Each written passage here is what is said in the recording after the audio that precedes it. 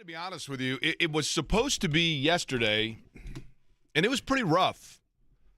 I thought it was going to be even hotter than it was, but it was pretty rough out. And we have one more day, and then tomorrow, polar vortex, right? Isn't that how this works? Polar vortex. It is like 70 tomorrow, right? 45-degree difference because it's going to be 115 degrees today. That much we know. It's going to be a major difference, apparently. Also, and the reason I mentioned that is because and it probably was pretty good timing, an off day for the Colts in terms of camp. So no camp activity today. So we have no updates in terms of the health status. Probably a good thing because at the end of the day yesterday is when you started to see, for the first time, some players get a little bit dinged up.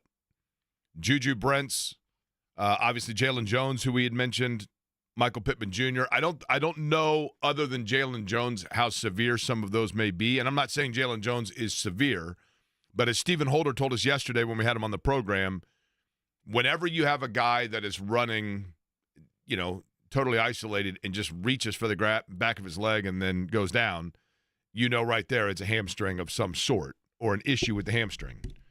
So we'll see what the latest is on that. But an off day today for the Colts. More on the Colts and one of the storylines about them in just a minute here. I'll tell you one thing that fascinates me. Having nothing to do with sports, but real quick, I will mention, I will admit to the fact that, I was kind of glued to this last night. And maybe I'm the only one. I'd like to know if I'm the only one that was fascinated by the following. But as you know, Eddie, I went back, I guess it would have been 2 years ago? Yeah. To complete my college degree, right? Mm-hmm. And so in that, I had to basically just pick up a bunch of electives. So I didn't the courses that I had taken within my major, I had mostly accomplished, but it was just all of those auxiliary, random courses, 100, 200 level courses that I had to get to complete the degree. Yeah. The class. The prerequisites? The prerequisites, yes. I did them as post-requisites. The class that I genuinely enjoyed, I really enjoyed it, and I found it interesting, and I've got to be the only one, but I had to take basically an entry-level geology course. And just the study of plate tectonics and the earth and rocks and so all of that, I found it absolutely fascinating. I loved it. And I wouldn't have when I was 20, but now, it was a fun hobby to have, to read all about it and take quizzes on it and whatever else. But obviously last night, so as a result of that, the action of tsunamis after an earthquake fascinate me. And the West Coast, I think, and my understanding is Hawaii kind of dodged one here. I've got a really good buddy who I met during the Pro Bowl when the Colts, the famous Peyton Manning liquored up kicker Pro Bowl. That particular Pro Bowl, I actually was covering that Pro Bowl, credentialed to cover it in Honolulu. Rough gig, I realized, for Channel 6. And perfect timing, too, because that whole storyline of Manning kind of blew up. And so I go out there, and instead of paying for two of us to go out, which totally understandably, WRTV Channel 6 got me a freelance photographer from the Honolulu affiliate. And that guy and I, we worked together for one day, but he was my age, and we have been friends ever since. And I was talking to him last night, probably at 1:30 in the morning our time, and they were bracing for it, the tsunami that was coming in. And my understanding is that Hawaii dodged what they thought was going to be even worse. But I'm curious, Eddie, you tell me, does that make me like an uber dork that stuff fascinates me and that I was glued to it? No, because that is me. I Really? think we share a lot of similarities of intrigues, Jake. I just don't often express them like you do. This is one of the more disturbing things I've discovered in my life. So we have things in common? We enjoy serial killers, and oh yeah. Okay. I just don't like to go to grave sites to find famous people's where they're buried. I do. I have a fascination with serial killers. I'm not going to lie about that. And I've been known in my time to kill cereal because I love eating, and I eat it out of a big moose cup. Really? People think that's weird. I never eat cereal for breakfast, but I eat it throughout the course of the day. But I always eat it out of one of the big 32-ounce plastic cups. I think it's easier than eating it out of a bowl. Now, what cereal of choice? Boy, that's a great question. I go in a lot of different waves on this. Sometimes I just go through a Raisin Bran phase, sometimes Lucky Charms. I like the Cap'n Crunch, but I don't like the film left on the mouth. I can go with some Apple Jacks. Fruity Pebbles is one that has always been a staple, and then I got older and realized that there's not a single thing that's healthy about it, and so that's kind of been phased out. I like the what's the one like honey nut, not Honey Nut Cheerios, but any of those. Honeycombs? There's one that used to be a cluster like O's, something O's, and it was like little rings that had all kinds of like honey nut, coconut stuff on it or something. I was into those. I like it all, really. I'm a cereal guy. But good afternoon to you. My name is Jake Query. That is the voice of Eddie Garrison. It is Query and Company here on 93.5, 107.5. The Fan. Eddie is back from yesterday. You went to the Reds game. Is that correct? Yeah, I had to do some errands. I had to run some errands yesterday as well during the show. So how was in terms of Great America Ballpark, what was they played the Dodgers, right? They did, yes. What was the Dodger representation at said game? I think it was 50-50. Really? Yeah. I mean, I would have guessed 30% Dodger fans, but that seems a little high. There's a lot of blue. A lot of blue. I'm sure there's going to be a ton more today because Shohei Ohtani's on the mound. Really? Yep. Okay, then yes, that is absolutely. Skeens and Ohtani are two of them that you would pay to go see pitch, right? Oh, yeah, 100%.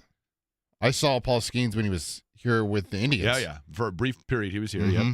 You know, it's interesting when you buy tickets, that's one thing that you just never know is who's going to be in rotation when you buy them in advance. I mean, forever, one of my goals in my, when I was of the age when the guy was pitching, I always wanted to see Nolan Ryan pitch. And like the two times that I was going to a game for the team that he was playing, I think once he was a day or two away from rotation, and then once they pulled him, he did not start. I'm like, oh man. But that would have been pretty awesome. So the Colts have the day off today. And I got to thinking about this last night at 3:28 in the morning during a brain dropping. I'm sitting there laying, and I'm thank you. And I'm figuring out, planning out my day as I always do. And I'm thinking about the fact that Dave Revsine's going to join us coming up today, and we'll preview a little Big Ten football. I'm thinking about the fact that Joel Erickson's going to join us to talk a little Colts. Debbie Antonelli, who is a favorite on the program, is going to join us in the 2 o'clock hour today. And I'm also paying attention to the tsunami thing, and, I'm interested by that and hoping the best for my buddy Rob out in Hawaii and others. And of course, the West Coast in general. But over all of that, I got to thinking about something, and then today our friend Chiefs fan Steve sent me a text, and I thought, great minds think alike. I mean, look, Steve and I went to an Indians game together, and the Indians' first baseman name was Beer, and so we knew that we had to cheer for that guy, really hard the entire game. And in addition to that, Steve's, he's got Milton, the great rescue dog, and so he's a lover of rescue animals, and I'm with it. So Steve and I are spirit animals in many regards, except for the fact he's a Chiefs fan. But he asked me this question today, and I thought, that's exactly what I was thinking about last night.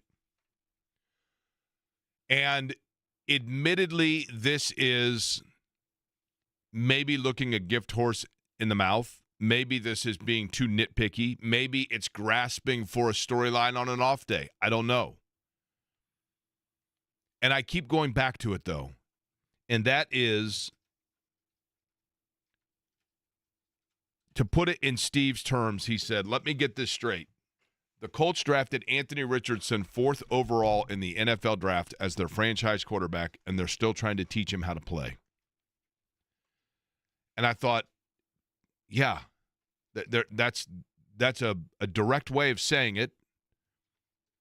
When you run into somebody that you haven't seen in a while, you can either say, you need to tell them that they've gained a little weight, and then you get the one person that just comes up and goes, wow, you got fat. It's like, well, okay, that's pretty direct. It feels like that's what, Steve was pretty direct in it.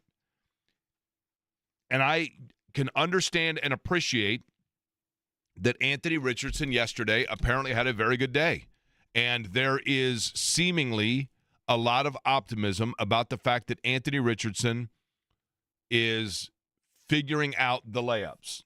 He's hitting and he's finding accuracy in the intermediary range, the 8 to 12-yard pass, the quick pass across the middle to Tyler Warren, etc. But at the same time, while that's you're optimistic about that and you're excited about it, at what point in a player's career are they who they are? And at what point does it become a danger in falling in love with what may be, as opposed to being aware of what has been and what it is? And I know that Richardson and Zach Kiefer, our friend who writes for The Athletic now, had an interesting article where, Richardson basically said, like, I've got to, and I'm paraphrasing, I've got to go all in now. I realize that, especially I think after the tap out, he got it. The light went off where he's like, okay, now I know what it takes.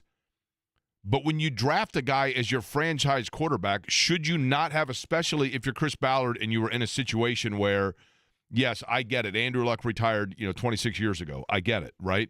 But with that, should you not at some point say, I've got to go with the guy? It's a little bit surprising that not only did the Colts give him that sort of a leash, but also that he would opt for that leash. But then I think about it, and I'm like, if I'm Ballard and I know that my job security is going to rest on the quarterback that I'm going to draft when I finally am doing I'm selecting my franchise quarterback, if my owner is on board with me taking a guy with high ceiling but still untapped potential, I'm going with that guy because it gives me that much longer. It gives me that much more rope of, hey, listen, no, I need more time if you could on the project here. I need more time on the group project. When you're in college and you've got to do a big project assignment, if you have a professor that keeps extending you by another 6 weeks, you're going to take it every time. Okay, sure, I'll do it. Take me that much longer to get the project done. It is and I know what I'm saying here is an epiphany that has been like a 3-year conversation. I get it. But at what point do we stop getting excited about every single flash of potential and just say, how do you determine when the point is where you say, okay, I understand that there are the flashes, but we're not seeing it. That is not the guy. That is hints of the guy, but that's not the guy. And do we believe that this camp is it? Or does he get another year and then another year? Because when he goes through those drills, those 7-on-7s or 11-on-11s, and he completes a pass, we convince ourselves that means this is it. And then you're like, I don't know if it is it, though, because it's totally different when you're there at Lucas Oil Stadium and there's 70,000 people and a defense is flying and all hell's breaking loose, and then it's 8 yards over the head. And the problem, I think, for Richardson, the challenge for – I have nothing against Anthony Richardson. Obviously, I don't know the guy. All occasion or account that I have in being around him seems like a nice young guy. I have nothing against him personally, and I'm not all out on him. I understand the intrigue of what he can be. But the one thing, Eddie, that alarms is the wrong word, but the one thing that I just think we're overlooking. You can teach Anthony Richardson or any quarterback footwork. You can teach Anthony Richardson or any quarterback technique. You can teach Anthony Richardson or any quarterback timing. You can teach Anthony Richardson or any quarterback looking over defensive schemes. The one thing that I don't think you can teach, that I don't think Anthony Richardson has ever mastered, is the mental fortitude of when you throw an interception or when you throw an incomplete pass, being the Ted Lasso goldfish and letting it go and going right back out. Because there are plays for me when I watch Anthony Richardson where when he does overthrow, or it's 4th and 4 and there's an incomplete pass, or a missed assignment in terms of a missed route by a receiver, or Richardson thinks it's going the other way, or whatever it may be, you can see his shoulders slink and he comes to the sidelines and you think to yourself, here we go. This is going to be one of those days where it's going to be 7 for 29, because it just seems like mentally That is and that doesn't make him unique nor a bad player. But Eddie, does that make sense what I'm saying in the fact that I worry about whether or not we are not too far gone on trying to make something here that we have enough evidence now to know that you just can't make a concrete house out of paper mache. He's not paper mache, but you get what I'm saying. I get what you're saying. I also think it's really, really hard, and I'm not sure who said this because there's just been so many people that were, anti-Anthony Richardson and pro-Anthony Richardson when he was coming into the league, entering the draft, is that the NFL is not a developmental league. Like, you don't see many quarterbacks come out of college with the limited reps that he did and somehow turn into a franchise quarterback. Like, you have to prove it at some level, whether that's in high school that you have the ability to do it or prove it, at least one season in college like Joe Burrow did. But Joe Burrow was also in college for 4 years. Like, he was there and he got to experience a lot of different things. And Anthony Richardson, on the other hand, didn't have it. Joe Burrow also was in college in a situation where he had to wait his turn and continue to battle for a throne before he got there. Yes. College. And right? I think possibly, Jake, that what really, really set Anthony Richardson back and hurt him was the fact that they gave him the keys to the offense right away. Correct. I think the thing, Bob Kravitz said this, Eddie, and you make an excellent point there. And Bob Kravitz said this, which I think is the best point of all. And Kravitz said, I think it's interesting, and I'm paraphrasing Bob Kravitz, but he said this at the start of camp. Bob Kravitz said, I think it's interesting that the Colts are asking for patience with Anthony Richardson, considering they had no patience in handing him the franchise as soon as he got off the plane. And I think there's a lot of truth to that. Like the pivot or the 180 on the approach of Anthony Richardson is pretty fascinating. And again, I'm not rooting against Anthony Richardson. I commend the Colts for going out and creating competition by getting Daniel Jones to come in. As I mentioned yesterday, appreciate and can respect the fact that Daniel Jones does play a similar style as Anthony Richardson. So therefore, when you are making the driver change in the middle of the endurance race, you don't have to make a lot of changes to the setup of the car. That's good. I can see I would say, low risk, potential high reward of Daniel Jones. Low risk is easy for me to say when I'm not the one giving him $13 million. But for a one-year deal, look, you take a flyer on the guy, you use him to kind of push Richardson, and then as I keep saying, if Daniel Jones is the starter, it's going to be not because Daniel Jones won the job, it's going to be because Anthony Richardson did not. And at this point, I think if you look at it, you would have to say that Richardson is probably the clubhouse leader, because not that Richardson has done anything to really stand out, but Jones has not. And Richardson hasn't done anything to this point that really sets him back. And he's starting to show some rhythm. But I just think there's a danger in convincing yourself. We all know, it's the analogy I always give, Eddie. We all know that friend who's in a relationship with somebody where the person's a dud and doesn't follow through on like 70% of the plans, but when they do, like it's the best date ever, and so they just keep going back to that well, and you're like, oh my gosh, come on, man.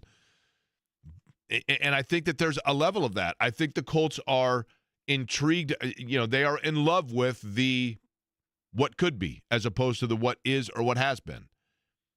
And it's up to them to decide and determine whether or not, how long they let it go. I did think it was interesting yesterday, Jonathan Taylor. That audio is available from yesterday on the podcast page, 1075thefan.com, when Jonathan Taylor said that Daniel Jones runs basically he's like, I don't think people realize how athletic this guy is. And that he runs. Now, he said Daniel Jones runs like 22 miles an hour. Do they have like a radar gun on that? Is that how they know that? They have like tracking devices they put on the players. Am I hallucinating? Wasn't Jonathan Taylor in the game against the Patriots several years ago when Hard Knocks was here? Wasn't Jonathan Taylor clocked at 22 miles an hour? Wasn't that his speed in that breakaway score that put that game away? Could be close to that. I'm almost convinced that's what it was. And I'm like, wait a minute. So Daniel Jones has the same speed as Jonathan Taylor? So Jonathan Taylor's top speed, 22.05 miles per hour. There you go. Okay. Daniel Jones was 21.02. What's Anthony Richardson? I don't know. I mean, Richardson's fast and big. I mean, Richardson's got to be way up there, right? Because that's the thing about Richardson that I also go back to. I fall victim as well to falling in love with the intrigue because of the fact, like, if you look at the New York game, the Jets, when it was in the balance and Richardson basically carried them to a win, which is awesome. But it has to happen more than once. Did you happen to see Richardson's speed? What do you think yours is, Eddie? What are ours? Oh, God. I don't even want to talk about mine. Who would win a foot race right now between the two of us? Probably you. I'm slow. Well, I mean, what do you think? You're dealing with Carl Lewis here? I mean, come on. Back in my day, I was never fast. I was at least relatively athletic. But like now, I'm telling you, Father Time, all of a sudden, I mean, I get about 10 yards into a 100-meter dash, and I'm like, hello. Hey, Jake, have any of the USFL players been called in to get a tryout? I think there are typically a couple. I have not looked. There may be one or two on the Colts camp, but the USFL, it's now the UFL, right? The United Football League? I think that's right. But they're in some trouble. But I think there are usually like 10 to 12 players league-wide that get an opportunity. Dave Revsine on the program today. A little Big Ten preview we will do with him. Also, Joel A. Erickson. We will talk about exactly what we just were. Not only the Colts quarterbacking competition, but a breakout yesterday that you hope carries forward. We'll let you know who that is as well. Big one here on the Hump Day. It is Query & Company on the Fan.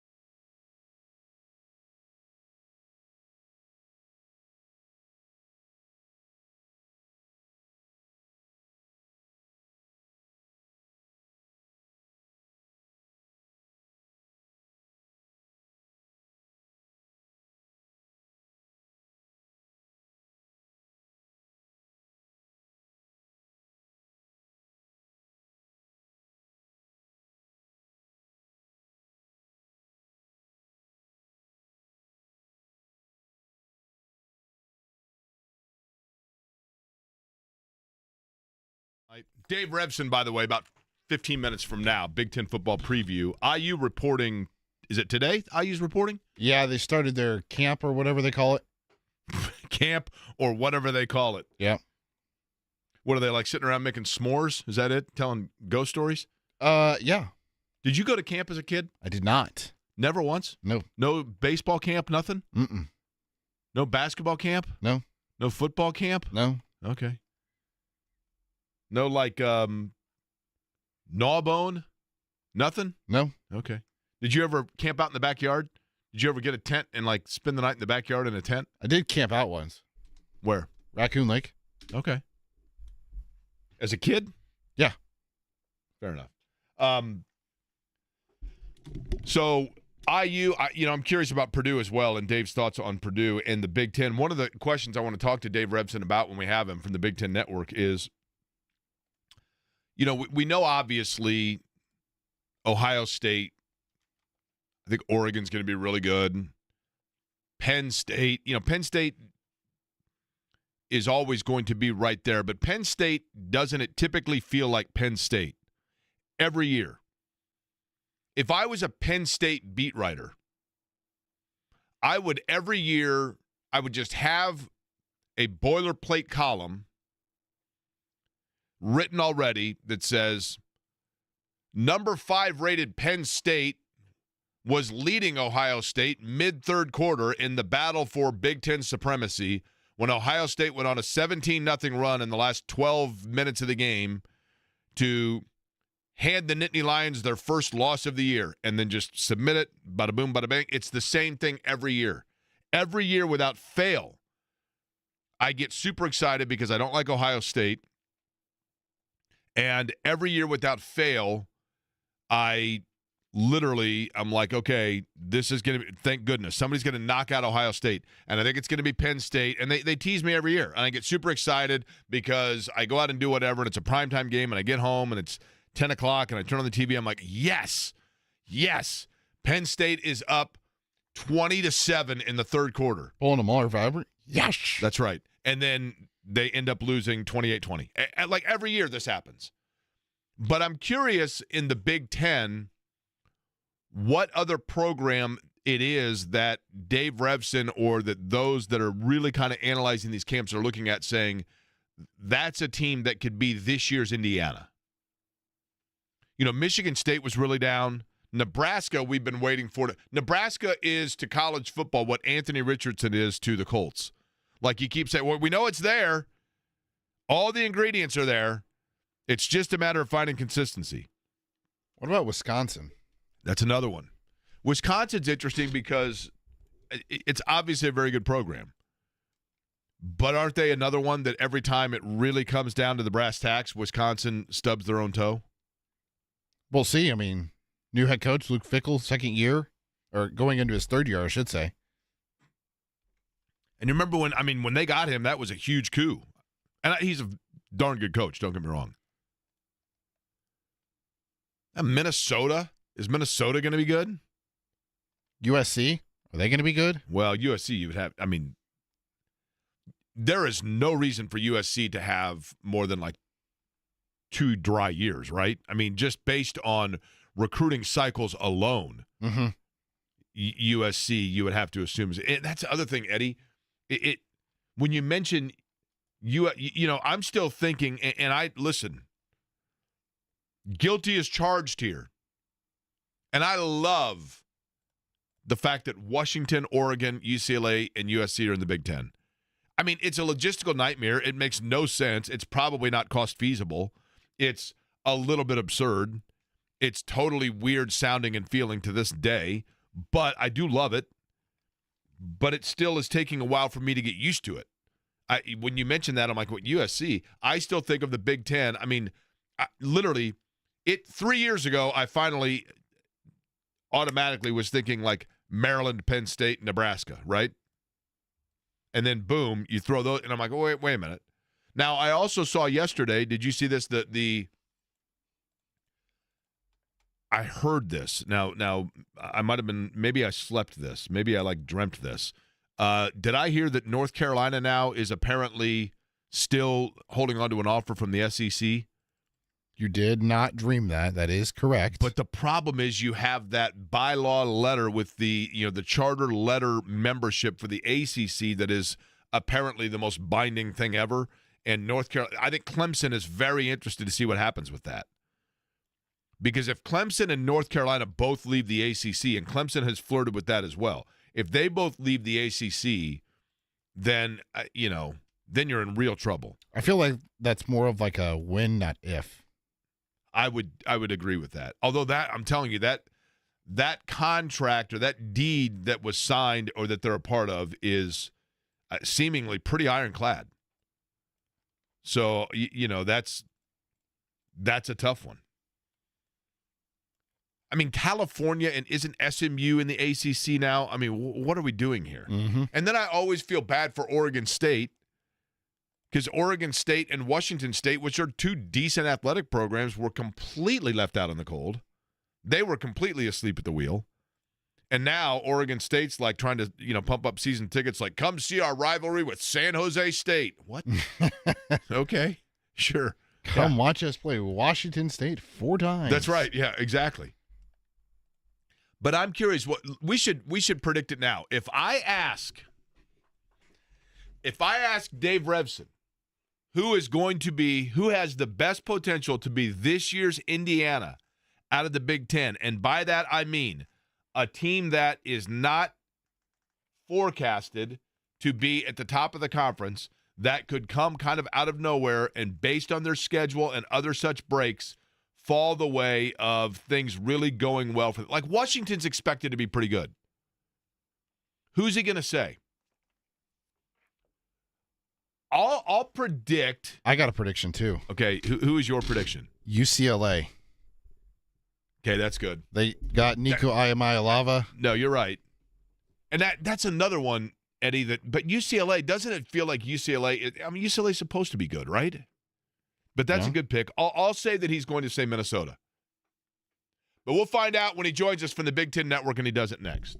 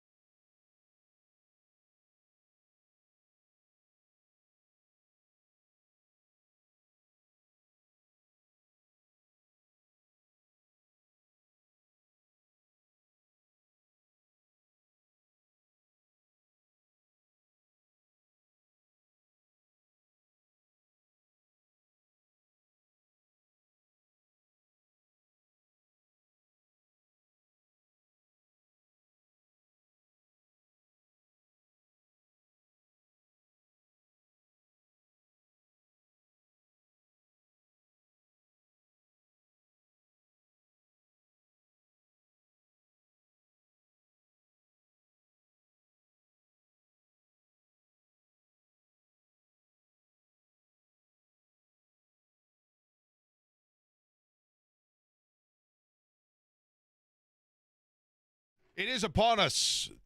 College football, in terms of, in particular, teams getting underway with, it's crazy to think, kids back at school before August, and now, obviously, the Colts in training camp. Day off today for the Colts, by the way. Joel Erickson at about 20. But joining us now on the program, he is, of course, with the Big Ten Network to preview the conference. Our friend Dave Revsine joins us. Dave, how are you? I couldn't be finer, Jake. We embark tomorrow on our preseason camp tour, flying to Lincoln, Nebraska. We'll see the Huskers on Friday, and then we're off and running. It's pretty amazing to think it's upon us. It's always an exciting time. It is, and then, but before you know it, and this is what is fun, Dave. I love like those early fall Saturday night under the lights games where it's just starting to get crisp in the air, and you see these big matchups, right? Separation Saturday and etc. So let's start with this. Eddie and I were just talking about it. We each predicted who you may say for your answer, okay?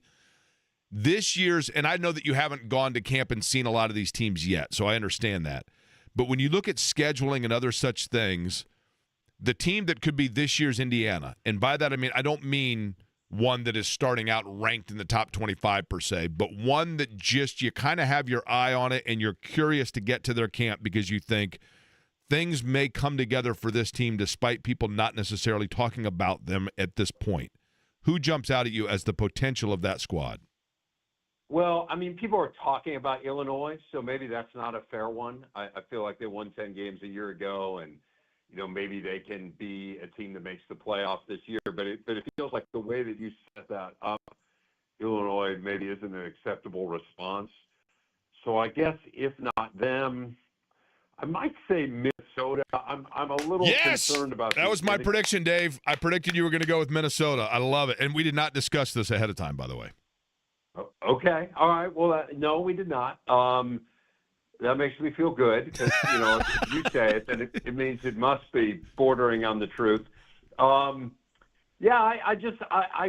concerned about quarterback. I mean, I've just never seen Drake Lindsey play other than in practice last year, and he's a big kid with a nice arm, but, I mean, he's not a five-star recruit. It's not Bryce Underwood coming in. But other than that, I just feel like they've got a lot of really good answers. Yeah, I think they'll be really good on defense. They were elite on defense last year. They did lose their DC, Corey Heatherman. He went to Miami, but I know Danny Collins has been with PJ Fleck for a long time, the new DC, and I was talking to PJ in Las Vegas, and he's really excited about him and doesn't think they'll miss a beat there. I think their offensive line will be good. It really struggled last year, but I think they upgraded some in the portal. They have a really good running back. I just think there are a lot of pieces in place for them. I wouldn't predict they're going to make the playoff. I don't think they're going to have the year that Indiana had a year ago. But if we're talking about a team that people aren't talking about, and again, I think that excludes Illinois. I think to a certain extent it excludes Iowa. I mean, I would say Iowa's a team that could rise up. But again, I feel like they may show up in some preseason top 25s. I'm not sure I'm buying Nebraska. I'd go Minnesota. Man, it's such a loaded league, Dave. You know what I mean? When you look at it, you can make a case really for about everybody, and then obviously excluding Purdue, and we'll get to that in a second. But I want to focus on Curt Cignetti. Dave Revsine, Big Ten Network, is our guest. A year ago, Curt Cignetti was making waves with we've talked about it obviously the uber confidence, the famous quotes, the preseason stuff, and he backed it up. And I found it interesting that when he came out and was talking about scheduling as if you were an SEC school and the breaking the contract with Virginia. Dave, from an Indiana standpoint, it seemed as though Curt Cignetti all of a sudden has elevated himself into a coach that the rest of the Big Ten kind of backed up now what he was saying, and that he was like this spokesperson for other coaches who then came out and said, yeah, he's right, and we agree with that. That's the Indiana perspective. Is that an accurate assessment, or is he still seen by other coaches as this bravado that is kind of eyebrow-raising? I can't speak to how other coaches see him. I mean, I just don't know. I haven't asked them how they view him. Look, would I rather see Indiana play Virginia than some of these games that they're scheduling? I would. But I also think that in life you do what you're incentivized to do. And I just don't think there's incentive to play these top-level non-conference games. And again, I think this is why the Big Ten is advocating for 4 guaranteed spots in the playoff for them and for the SEC, because they've been the best leagues. I mean, I think if you go through here in recent years, the most elite teams, it's those 2 leagues. But also from the Big Ten's point of view, they look at versus the SEC, and the SEC is only playing 8 conference games, and no one penalizes them for that. The Big Ten, when you play 9, I mean, again, the math is you're guaranteed that half your league's going to lose one more game. And so if we're leaving all this in the hands of the committee and they're looking at 1-loss record above and beyond everything, I understand kind of the notion of, well, we're not going to schedule the potential for another loss. We already are playing one more conference game than our top rival league is. So, what the coaches think of it, I don't know, but I understand where Big Ten teams are coming from in terms of scheduling. I mean, I do think, like, until the committee shows us that they're going to go deep and, they're going to pick up whatever it is, a 3-loss team over a 1-loss team or a 3-loss team over a 2-loss team or whatever it is, they just haven't really done that. And so I think, like, your goal is just to minimize your number of losses. And part of the way to do that is to schedule as easy a non-conference slate as you can. It's interesting for Indiana and Curt Cignetti's offense now, Dave. It's hard to say this because they got such good play last year at the quarterback position, so I mean it as no slight, but they might have even upgraded. I'm amazed. Mendoza, coming from California, has not only experience, but I think there seemingly is a lot of intrigue about him being literally a top-level, first-round level pick at that position. Your intrigue level about Mendoza and just about Indiana offensively this year, trying to maintain what they were able to do a year ago? It's really high, Jake. And I'll tell you, I think I can't recall whether we talked about this, but like Curtis Rourke had a terrible day when we were at practice last year. And that's why we always kind of say, hey, we're parachuting in. It's one day.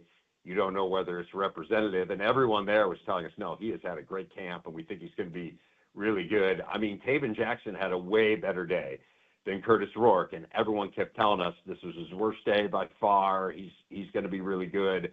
So, I mean, I'm excited to see Fernando Mendoza, but again, I didn't come out of camp last year thinking like, oh my goodness, Curtis Rourke, they've really got this thing figured out.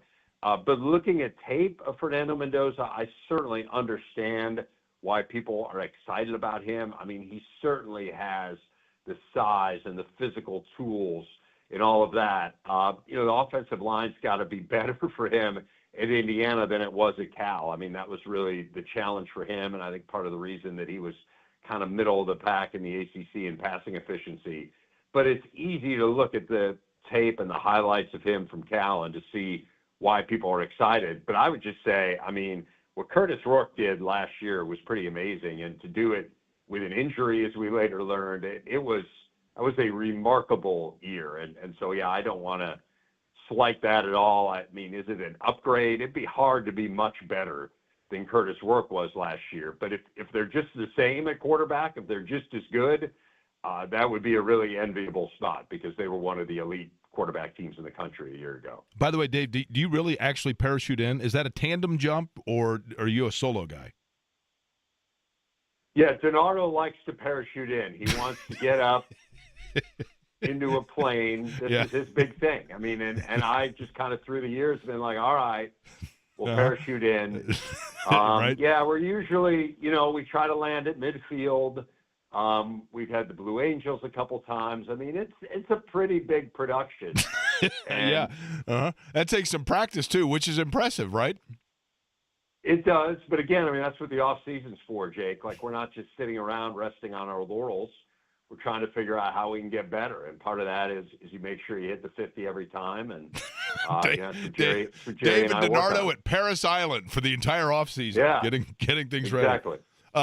Hey, Dave, your thoughts on, obviously at Purdue, this is a complete rebuild. And I'm fascinated by Barry Odom in terms of, I think if you really do look, and I mean, how much do we really follow UNLV football, right? But if you look at his team there and you go back and look at it, I think a disciplined style of football, kind of an older school style of football. I think he can bring that to Purdue and operate that, but can that win in the Big Ten, and how long does it take to turn that around, if you will? What do you anticipate, if anything, this year from Purdue in this rebuild? I haven't the faintest idea. I mean, we just have to see them in camp. I mean, again, you're talking about a team that essentially has like one player that anyone knows anything about. Probably he doesn't have the faintest idea, right? I mean, there got to be more name tags. I can't imagine that he does. Again, I think it would be unfair to say, can you do what Curt Cignetti did?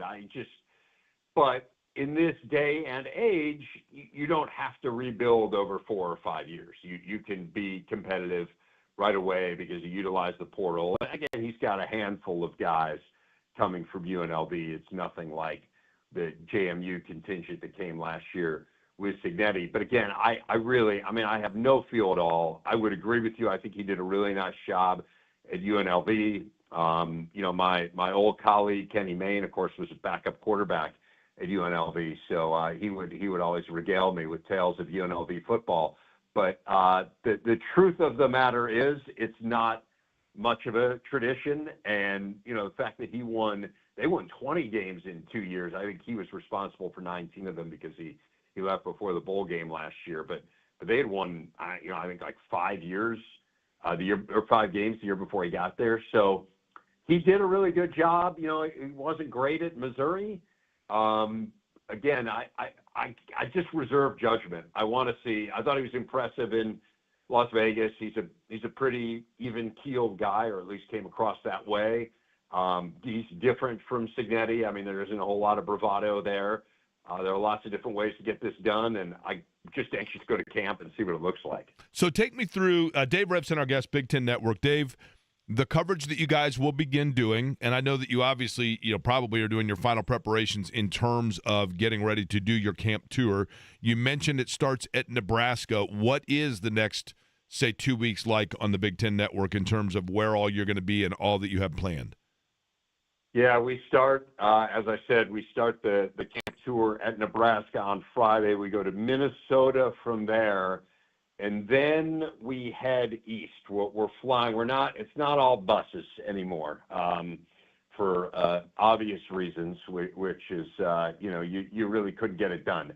So we head east after that, and we'll be, I want to say we go to Maryland, and then kind of do the Penn State, Rutgers, and that whole leg of the trip.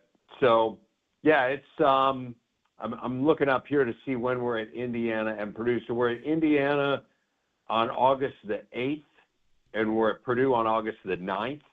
So that's kind of the back end. We go east to Maryland and then swing back through the state of Indiana and then go back out to Iowa, Wisconsin, Northwestern. And then the West Coast schools, which Ashley's going to be doing, those start in the middle of August. And here's the thing, Dave, it's parachuting from the top of a bus, very dangerous, right? Yeah. I mean, you gotta well, pull the chute may ripcord not open quickly. Chute may not open. Yeah. Yeah. I mean, that's an ankle issue at that point, right? So it's probably better that you're on the plane, right? Yeah, I think. Well, we do. It's a mixture. We've got we've got this company called LandJet, which has these tricked out Sprinter vans. And so we use LandJet quite a bit, like kind of in the shorter haul trips, but we don't have the full like concert tour bus that we used to have. So it's a little bit of flying, a little bit of driving, and a lot of parachuting. By the way, before we let you go, Dave, 2 things in terms of, you mentioned concert. Now, number one, if you remember the last time we talked to you, I had just purchased my tickets for my annual White Sox game with Shannon, which is going to take place coming up here on the 13th of August. I set up an alert on my phone to buy face value, like, right there off the top. And I'm thinking, based on their year, you are correct in the fact that was not a sound business decision. Probably secondary market readily available right now, correct? Yes, okay. Yes. I've been out there twice in the last month. I was there for the win over the Cubs on Friday. which of course was packed house. But then the other game I was at, I mean, there couldn't have been more than 10,000 people there. So you'll have not just your pick of seats, you'll have your pick of rows. Yeah. I know, yeah. Well, here's the other thing. You mentioned concert. I went, and you tell me, everybody on the show knows this because I talked about it forever. It was unbelievable. I did go to Manchester, England to see Oasis for 2 shows in Manchester, their hometown. In the view of Dave Revsine, music aficionado, that is lame or that is cool? Oh, man, I think that's super cool. I mean, I'm not a huge Oasis fan, but I mean, first of all, just go to Manchester for a concert to see a group in its hometown. I think that's awesome. Was it fun? It was amazing. It was. Yeah. They have a park that is, as a matter of fact, it's basically the size of Central Park. And they listed it at 80,000. I think it's closer to 100,000. Here's the one thing I learned, Dave, that I shared with our listeners. But you and I are friends, so I'm going to share this with you. In the event that you go to a concert in the UK, you start seeing cups flying through the air. A lot of moisture through the air, cups celebrating like with big songs. And I learned, thankfully I was tipped to this in advance, when you get into these big crowds like that for outdoor, this is a soccer thing is where it started. You double fist your beers, but then it's too hard to get to the portalettes. So then the empty cups are used for that purpose until your favorite song comes on, in which you hoist them in the air. So if you're going to go to a show there, you want to be in the back like 40%. Oh my goodness! Yeah, yeah. It was a little eye opening, to say the least. And then you talk to people afterwards and like, yeah, I got kind of wet. I just went back and took a shower. I'm not sure what, and I'm like, okay. Oh yeah. Oh my! As a germaphobe, you have just described literally my worst nightmare. Yeah, I mean, listen. But other than that, and that's like the 25 and under crowd that's in the front. Dave, it was amazing. I mean, they are. It was electric. Just to see, that's the thing about music. When you can look around at people that grew up on the other side of the planet and realize that you have the common thread of the same soundtrack that means a lot to you, that is a special thing. So it was very, very cool. Great. And I'll enjoy that exact same fraternal feeling with the other 246 people that will be at the White Sox game with me on the 13th. So if you're not at a camp, swing by and say hi. Yeah, I'm sad that I'll be out of town on that day because, I mean, I would like to see you, but I probably have my fill of the Sox this summer. I went 1-1, and the win over the Cubs Friday was fun. So well, 2 games in a season, you're doing better than most Sox fans, that's for sure. I know. Yeah. All right, Nebraska is the first of the tour for Dave Revsine and the group from the Big Ten Network. And again, August 8th and 9th, they will be coming through the state of Indiana. Look for the low-flying plane and Dave pulling the ripcord, jumping out of it along with Jerry DiNardo. Dave, appreciate it as always, man. Look forward to talking to you again. All right, be good. Thanks, Shaq. That's our buddy Dave Revsine from the Big Ten Network. Again, in terms of camp, it is an off day in camp on the professional side of things, but Joel A. Erickson will get us up to speed on everything that has happened so far with the Colts and maybe some injury updates as well. We'll do it next.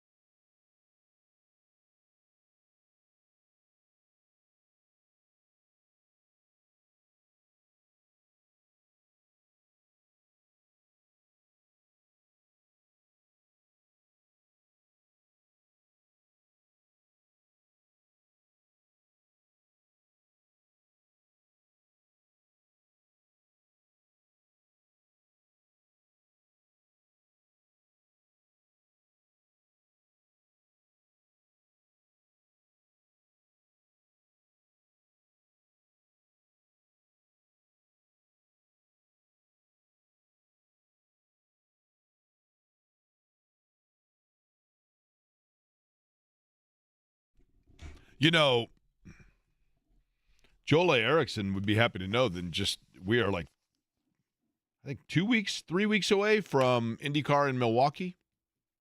And I don't know if you noticed this, but whenever IndyCar goes to Milwaukee, and I bought tickets last night, by the way, for the Brewers. The Brewers are playing the Giants, and let me tell you something. The Brewers tickets, I always buy like literally the top row of like right field. No joke on the Brewers tickets this year. I mean, they are the best team in baseball right now, Jake. Listen, I mean, and I have no idea how. Top dollar. I paid more for the Brewers-Giants game than I did for the Oasis concert. I'm being extremely sarcastic.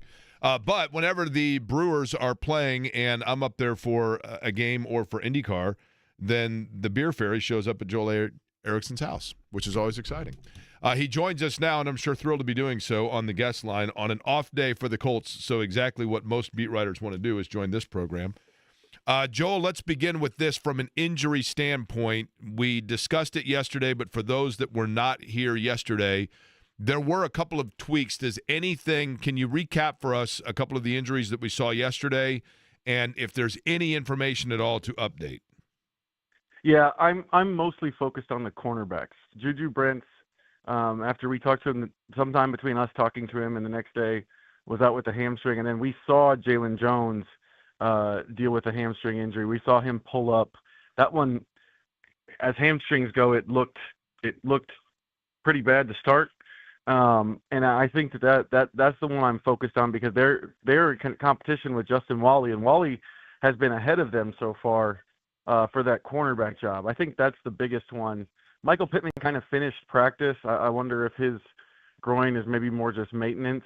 But yeah, I think the corners are the one I'm most interested in. The injury that you talked about with Jalen Jones, because you are right. I mean, that seems to be, boy, I mean, and let me ask you this. My apologies. Is it Whaley or Wally? Because I hear both. I've been saying Wally, and now I'm concerned that I said it wrong. No, I've been saying Whaley, and then I went to Wally, and then I went back. I've kind of, how about this? Justin W. How's that? The person to ask is Matt Taylor. Tomorrow I'm going to just pull Matt Taylor aside and say, hey, am I saying this wrong? Listen, Joel, this is not unprecedented because we've had, like, Antoine Bethea was Antoine Bethea, then he was Antoine Bethea, then back, you know what I mean? We've had players that, and in racing, I can tell you.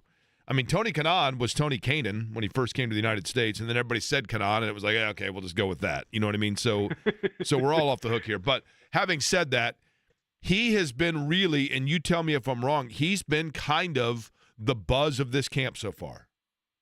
Yeah, I think early on it was mostly because he was ahead of those guys. The last 2 days, though, we started to see him make more plays on the ball. Some of the stuff we heard them talk about in the off season. We didn't really see that last week. We started to see it this week. I think the thing that I keep thinking about him is when I talked to him in June, after they'd been praising him and saying he was, breaking up all these passes and making all these interceptions, I said, is this easier than you thought it would be, or are you more comfortable than you thought it would be? And he said, no, this is the hardest thing I've ever done on a football field. And I think when your head is swimming and you're still impressing the coaching staff and making plays, to me, that's an indicator of something to be excited about. The quarterback competition is the one, Joel, that is always going to be the storyline of this camp. It was going into it. It is now. But before we go there, I'm going to ask you what I've asked a couple of others, and that is, you mentioned corner. Is there another area that you look towards where maybe there is a potential unseat of the incumbent or a battle taking place that you did not anticipate 3 weeks ago was going to be a story? I think we're maybe not talking about center enough. Matt Gonzalez at right guard has basically just been the right guard with the first team. At center, Tanner Bortolini and Danny Pinter are trading off days. Really? See, I thought. I mean, guilty as charged here because I thought that was a done one and that Bortolini was going to be the guy. That's kind of I think what most of us thought going in, but so far it has been 60 there one day and then 63 there the next day, and they have continued on that. I think that is a real competition at the center position that maybe we need to pay a little more attention to as we go forward. Is that because of the fact that Bartolini has played poorly, or because Pinter has exceeded expectation? I think it goes back to last year because they've really only been in full pads for 2 days. They don't really have a ton of data on the offensive linemen yet. I think it goes back to last year. Bortolini came back from an injury. Pinter had started a game, and instead of just giving Bortolini back the position he'd had earlier in the year, they went with Pinter to start another game before Ryan Kelly came back. Something in the evaluation for Tony Sperano, that's the offensive line coach, and the rest of the coaching staff tells them that should be more of a competition. And I have made a note. I made a note to myself yesterday. I need to watch the centers a little more closely than I have been. Interesting, because but I will give, and you tell me, Joel, if you agree with this. I said it yesterday. Bernard Ryman. Do you remember when Bernard Ryman came in? He had short arms. You remember that? Like everybody was. Yep. They initially, when they drafted him, they only had a photo of a T-Rex. They didn't actually have a photo of him. And that was the big knock on him, right? And Chris Ballard basically said, look, we think this guy can grow into, and he did. And I will give Ballard credit there. And in a time when we have been very critical of Chris Ballard over the last couple of years, the one area where I give him credit is I do think that they have built an offensive line here that does have some depth and some guys that can Swiss Army a little bit. And he gets credit there because not all of them were can't-miss products. Am I giving him too much credit? No, I think you're right. I think Ryman, in particular, should be looked at, regardless of whatever happens, as one of the best draft picks of his tenure. You don't get left tackles outside of the first round. You just don't. I mean, there's a couple. David Bakhtiari's a fourth. Teron Armstead was a third. But, it's very few and far between for, left tackle names that people might know that came outside of the first round. Ballard took one in the third, saw something with him, and he has developed into that. That is much harder, I think, than we necessarily give it credit for, based on, if you just go back and look at the history of left tackles. And I know someone's going to go out there and go, well, I found this guy and this guy or whatever. But my editor, Nat Newell, is big in the numbers and has done this plenty of times. It is very hard to find a left tackle outside of the first round. The Colts were able to do it. The quarterback position, let's get to it. Leader right now is who? Anthony Richardson, I think. Is that because Anthony Richardson has taken a step, or because Daniel Jones has not? I think, for me, it's because I thought for Daniel Jones to win this job coming in that he had to be leaps and bounds more efficient as a passer and accurate as a passer, and I haven't necessarily seen that so far. Richardson has had periods and stretches of practice where he's been much more accurate than we've seen in the past. I still have, yesterday's practice is a good example. He was 9 of 11 at one point with one of the incompletions coming on a shovel, and you feel really good about that. And then the last period comes out, and he goes 0 for 3 with some misses in there. And so there's a piece of me that wonders, which one to hang my hat on or pay attention to. But Jones, I thought, his advantage was, he's a guy, a veteran with a reputation for knowing the offense and working really hard and doing all that stuff. And those guys, I think you have to complete a ton of passes. And I just don't know that we've seen that. I think the thing that I've noticed most with him is he has a tendency to either throw a little bit late or lock on a receiver or whatever it is. It's hard to tell, but there are a lot of sort of routes where a receiver has settled down and he throws and it gets broken up. There was one practice where every incompletion he had was like that. And to me, that was the kind of throw that he has to be making over and over and over again to take the job away from Richardson. Because Richardson, I think, we haven't necessarily seen it in camp so far, but he's more dynamic as a runner, and he's definitely more dynamic as a thrower down the field. So, and Richardson has, am I correct in saying, Joel, shown a little bit more consistency in the layup game, right? Like the over the middle, the timing has been better, right? And to the point where there were people that were wondering who he worked with in the offseason. But before I get to my other question, am I correct in saying that he has been more precise in the rhythm passing, talking about Anthony Richardson? I looked up last year. I looked up what I had last year for training camp. And by the end of training camp, I had him at 61% completion. That's my unofficial count. I'm sure the Colts have a different official count. It's the same. Right now, I have him at 54, 55. So I do think there has been an uptick in him getting the ball out of the pocket on time, all that type of thing. I would like to see a little more before I'm ready to say that it's definitely different than it was last year. Okay, so this is my follow-up to that, and it involves, spoiler alert here, I'm about to reveal a deep secret from a movie and ruin the movie if you've not seen it. But the movie's 30 years old, so I feel safe that it's not really a spoiler alert. Joel, have you seen the movie? I've referenced it before on this show, maybe with you. Have you ever seen the movie Primal Fear with Ed Norton and Richard Gere? Yes. It's a fabulous movie. In the movie, Ed Norton plays a defendant who is a very likable, innocent young guy with this, like, sinister streak. And at the end of the movie, you find out that, in fact, he is a sinister guy with a fake persona of an innocent kid that he can do in a streak. Is there any chance that Anthony Richardson, when we see these things about him as a consistent quarterback, is actually Ed Norton? And when the regular season rolls around, we're going to find out that he is not a guy now that is an accurate quarterback where that has come together that has mobility, but rather he's a mobile guy that still does not have accuracy.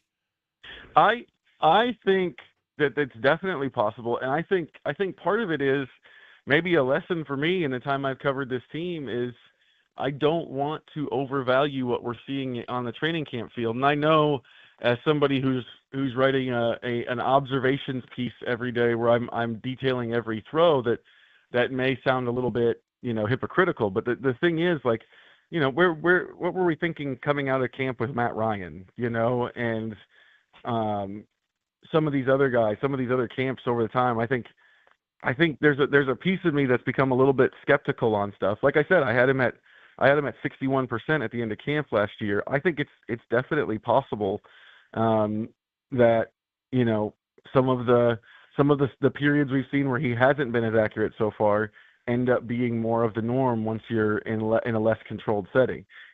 For the Colts' sake, you don't want that, but I think it's definitely possible. Joel A. Erickson is our guest. Indianapolis Star is where you can read his work. We're talking about the Colts, who have the off day today. Again, Jalen Jones yesterday, hamstring injury. Juju Brents, it was not visible, but apparently is dealing with a hamstring injury. Michael Pittman Jr. had a groin injury late in practice. Am I correct in that? Yes, and it was very late because he had something like 5 catches in teamwork before that. Okay, so did he? And that was not something that you saw, right? We just were told about it later. No, I didn't see it. I know Nate Atkins, who covers the Colts with me at Indy Star, said that he was kind of. It looked like one of those things that maybe you kind of go over to the trainer and say, "Hey, this is bothering me," and then they kind of just make a decision on it. So it wasn't like the Jalen Jones thing where you saw it happen very obviously in front of you. One guy that I have heard, there seems to be some optimism about, and I get the fact that it's hard to get excited about anybody that is going to be spelling Jonathan Taylor, because Jonathan Taylor is obviously, an elite player and one that you anticipate being on the field as much as possible. But I've heard good things about DJ Giddens, and it seems like he has been impressive, their rookie running back out of Kansas State. Fact or fiction on the fact that he has jumped out a little bit? Fact. Definite fact. I think Giddens, he's an interesting runner because you don't have sort of the jarring jump cut that you get with Taylor's, the kind of sudden and hard change of movement. He's more of a glider, I think the word Shane Steichen used. It's subtle. The way he makes cuts is subtle. It's a little thing here or there, but he's really good at navigating traffic. And then the other thing I think that helps him get on the field is he looks really natural catching the football, which is a weakness of Jonathan Taylor's. I don't think anyone would ever say that Jonathan Taylor looks natural catching the football. Every time they've thrown a pass to Giddens, it's looked very smooth, very consistent.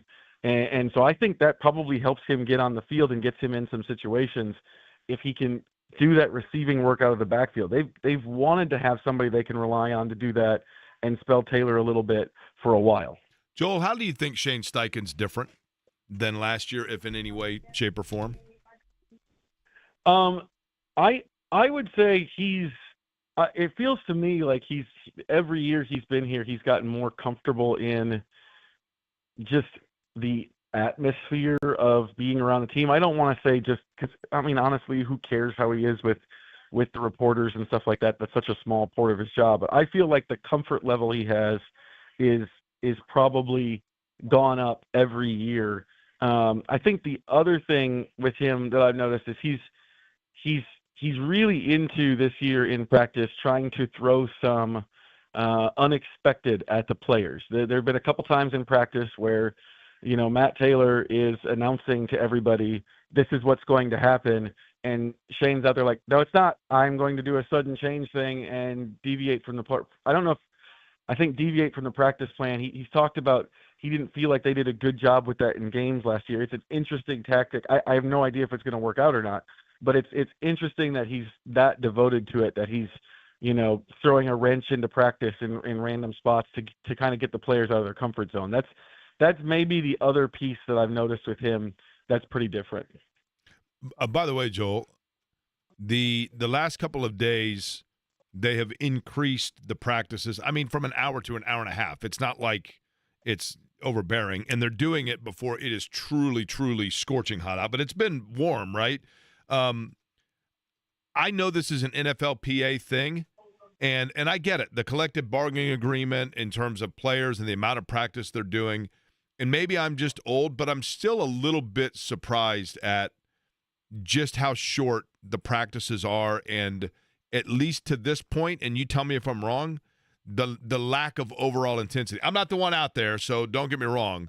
And I'm not trying to be, the guy that sits here and talks about how tough Dick Butkus was, but have you been, I guess, in any way, shape, or form surprised by the, I'll say, lack of work to this point, if that makes sense, relatively speaking?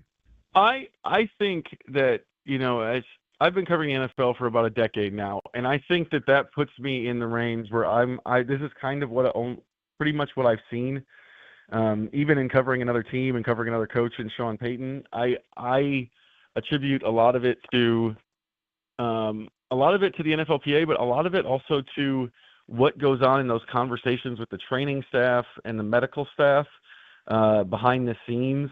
I don't necessarily know that you would see it different anywhere other than I think the one place that has a reputation for being more physical than anywhere else is Pittsburgh with Mike Tomlin. But he's also kind of an old school coach himself. He's been there a really long time, and I think he kind of pushes the boundaries on the physicality. I'll tell you this. I mean, I think basically everyone, who coached in a different era of football says that it, even when they say they're being physical, they're not really being physical. Right. I just don't know that it's that different from anywhere else around the NFL. It just feels like, to me, this is the way the NFL practices now. It's basically the collective bargaining agreement, right? I mean, didn't they say we only want to do – and I get it. I get it. I guess the question I had, and Steven and I were talking about this yesterday, Joel A. Erickson, our guest, and that is, do we have enough body of work to know – the Colts have had a history in the last decade or so of seemingly being a team that has dealt with more little injuries over the course of the year than most franchises. Maybe we just say that because we cover them, right? But do we know, or will we ever know, whether or not scaling back practices increases or decreases injury potential? That's a fantastic question, because I think it's not just the CBA. I also think it is these teams. I think it's the school of thought within the people who are in charge of strength and conditioning and rest and recovery and all of that stuff. I think it is their school of thought that this is the way to go as well. Without seeing the data that they have and that they use at the owners' meetings and stuff like that, I think it's really hard for us to know, because I know in terms of the Colts having more injuries, I know another thing that the NFLPA has really talked about a lot is the surfaces they're playing on. and that the old Lucas Oil turf was known as a bad surface to be playing on, and there's a school of thought that has contributed to some of the Colts' injuries over the years. Without having all of the data available to us, I don't think we have. I think it's really hard for us to do anything more than speculate on it. And I also don't know how to make them give us that data or sit down with us and say, okay, you're doing this. How is that different from previous? How is that different from, 20 years ago or 30 years ago? Joel, do you think I should get 3.5% of Bernard Ryman's contract since it was on this show that he said that they were far off and then they got a deal done? I'm totally fine with giving you 3.5%. I'm pretty sure that's more than his agent gets, but I absolutely agent typically gets 7%, right? Isn't that about right? No. That's gone down over the years. Has it really? Yeah. I mean, a lot of these agents have like 100 guys, so it doesn't matter. So what's the agent get? What's the cut? I think it's more in like I don't have it in front of me right now, and I know we have agents in the city who might be listening and call it and tell you if I was wrong, but I think it's more in like the 2% range. Joel, it's gone down. Joel, hang on, Joel. I'd like to walk back what you just said. I know there might be agents in this city that are listening. Let me inform you of something. We got 22 female listeners. That's now up to 24. I think when Eddie was gone the other day, we picked up female listener number 24. Okay. Yes, just yesterday, Shannon, who I've been dating now for 20 years, actually asked what I do when I go to work. So that's off the table. My mom's at a lunch today right now. So I appreciate your belief and confidence that there are listeners of this program, but this is basically you and I sitting in a tent. You know that, right? I get enough text messages after I'm on with you, Jake, that I know there are people listening. Really? Yeah. Is it mostly people saying, "How big an ass is that guy"? Is that typically what most of them say? No. Most of them are like, most of them are like, hey, I heard you on Jake talking about this and this or that. Sometimes it's football. A lot of times it's about beer or something like that. That's how it goes on this program, Joel. Let's be honest, right? I mean, that's the way it goes. You sign up for this class, you're getting more. You're getting a couple of electives along with it. Okay, now hold on, Eddie. Do you happen to have the breaking news sounder? We have a verdict from Matt Taylor on the pronunciation of the guy that right now is the clubhouse leader at corner, the rookie out of the University of Minnesota. Justin is the first name. There is discussion whether it is Wally or Whaley for the last name. And we have a ruling from Matt Taylor, the voice of the Colts, who, of course, would know. You would like to guess for what answer, Matt, on that? Well, that's true. Or it's not Matt, Joel. Joel, you would like to – you're going with which one? I've been assuming it's Wally, so I'm going to stick with it. Eddie? Wally. Wally is indeed correct. That is the there correct answer. Thank it is goodness. Justin Wally. I don't know why I've heard it both ways though. I'm not wrong there, right? I know there's a beat writer who I will not name, but that has had the other pronunciation. So you've definitely heard it the other way. Okay.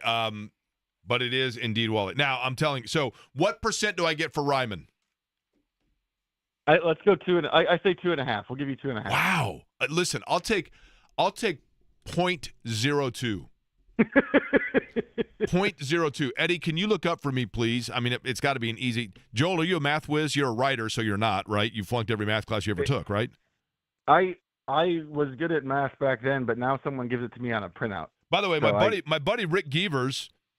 Rick Gevers is an agent, but he's a media agent, and he says there's at least one agent listening. Now, Rick thinks I should get 12%. But that's because we're buddies. Eddie, can you look up what 0.02% is of 100 million, or just of 100? What's 0.0? I should know that. What's 0.02 of 100? So 1% of 100 is 1. So really, you need me to look up what 0.02 of 100 is? Yeah, but of 100 million, right? So then you got to add. Yes, it's 2. No, 2%. 2% is 2. But if it's out of 100, Jake, it would be 2. Yeah, but 0.02 is 2%. Correct. That's 2/100th. Yeah, you're right. Okay. So, but of 100, of 100 million, how much is that? That would be 2 million. Oh, well, hell, let's go. Yeah, I'll take the 0.02. No, 0.02 of a percentage. Right? $2 million would be. Oh yeah, you're right. For $100 million, you're right. Yeah, let's go. I'll take the .02. Again, I mean, like I said, I flunked algebra. I had to take it 7 times, and then Mrs. Means helped me get through it. So $2.5 million for .02. But hell, I'll take .002. Right? I'll take $250,000. That would be .002, right, Joel? I believe so. Come on, keep up here, man. I mean, we're doing quick math. You got to keep up, Joel. You're with Math Whizzes here. I helped a little bit, but now we're getting further into it, and I'm getting lost again. Listen, I got all kinds of arrows flying past me. All right, Joel, much appreciated. What's your beer order in case I don't talk to you between now and when I go to Milwaukee? Same as always? I think same as always. Yep. If you find the fat squirrel, bring that back as well. That's now here's the thing, and you got to clarify this when you're talking to a Wisconsinite. You're actually talking about the beverage fat squirrel. You don't want me to bring back an actual hefty squirrel, right? Because no. You know what I mean? No. I mean, we have squirrels in Indiana. I don't need any squirrels. Understood, but as you know, if it's from Wisconsin, it's a fatter squirrel because everything up there's fatter because they live on beer and cheese, right? I mean, we know this, right? That's 1,000% true. There's zero debate about that. See, the 1,000%. Now we know what that is. 1,000% of the $100 million I'd take. All right, Joel, appreciate it as always. You bet. Joel A. Erickson, who I'm sure thrilled is to be spending his off day with us today. Eddie, anything else we need to go over with a quick math? Now, I'm very good at multiplying numbers in my head, but that's it. I've always been thrown off by the decimal point percentages. Totally thrown off by that. No, I think we're good on math for now. But 2% and 0.02% are different, are they not? They are different. Yeah, that's my point. Yes. But you said you said take 100 and multiply it by 0.02. Okay, I get what you're saying. I'm saying 0.02 of a percentage point. So 1/5 of a percent. Yeah. So that would mean 0.002. 3 zeros. Right? But again, I'm talking about if you say 0.02% of the contract, I'm saying 1/5 of a percentage point. Yes. Not 2% overall. That's different, right? Yes, that is different. Yes. Okay, so that's where I was confused. But either way, he ain't giving me $20 is what we're getting at. I'll take it. I am curious though. You would be stunned if you knew for professional athletes when you hear a $100 million contract. After you subtract taxes, after you subtract agency fee, I mean, there's a lot that goes into that where that $100 million is a lot. It's don't get me wrong. I mean, it is generational wealth. I'm not saying that, but I'm saying the thought that a guy is automatically walking away with a suitcase with $100 million in it is not the case at all.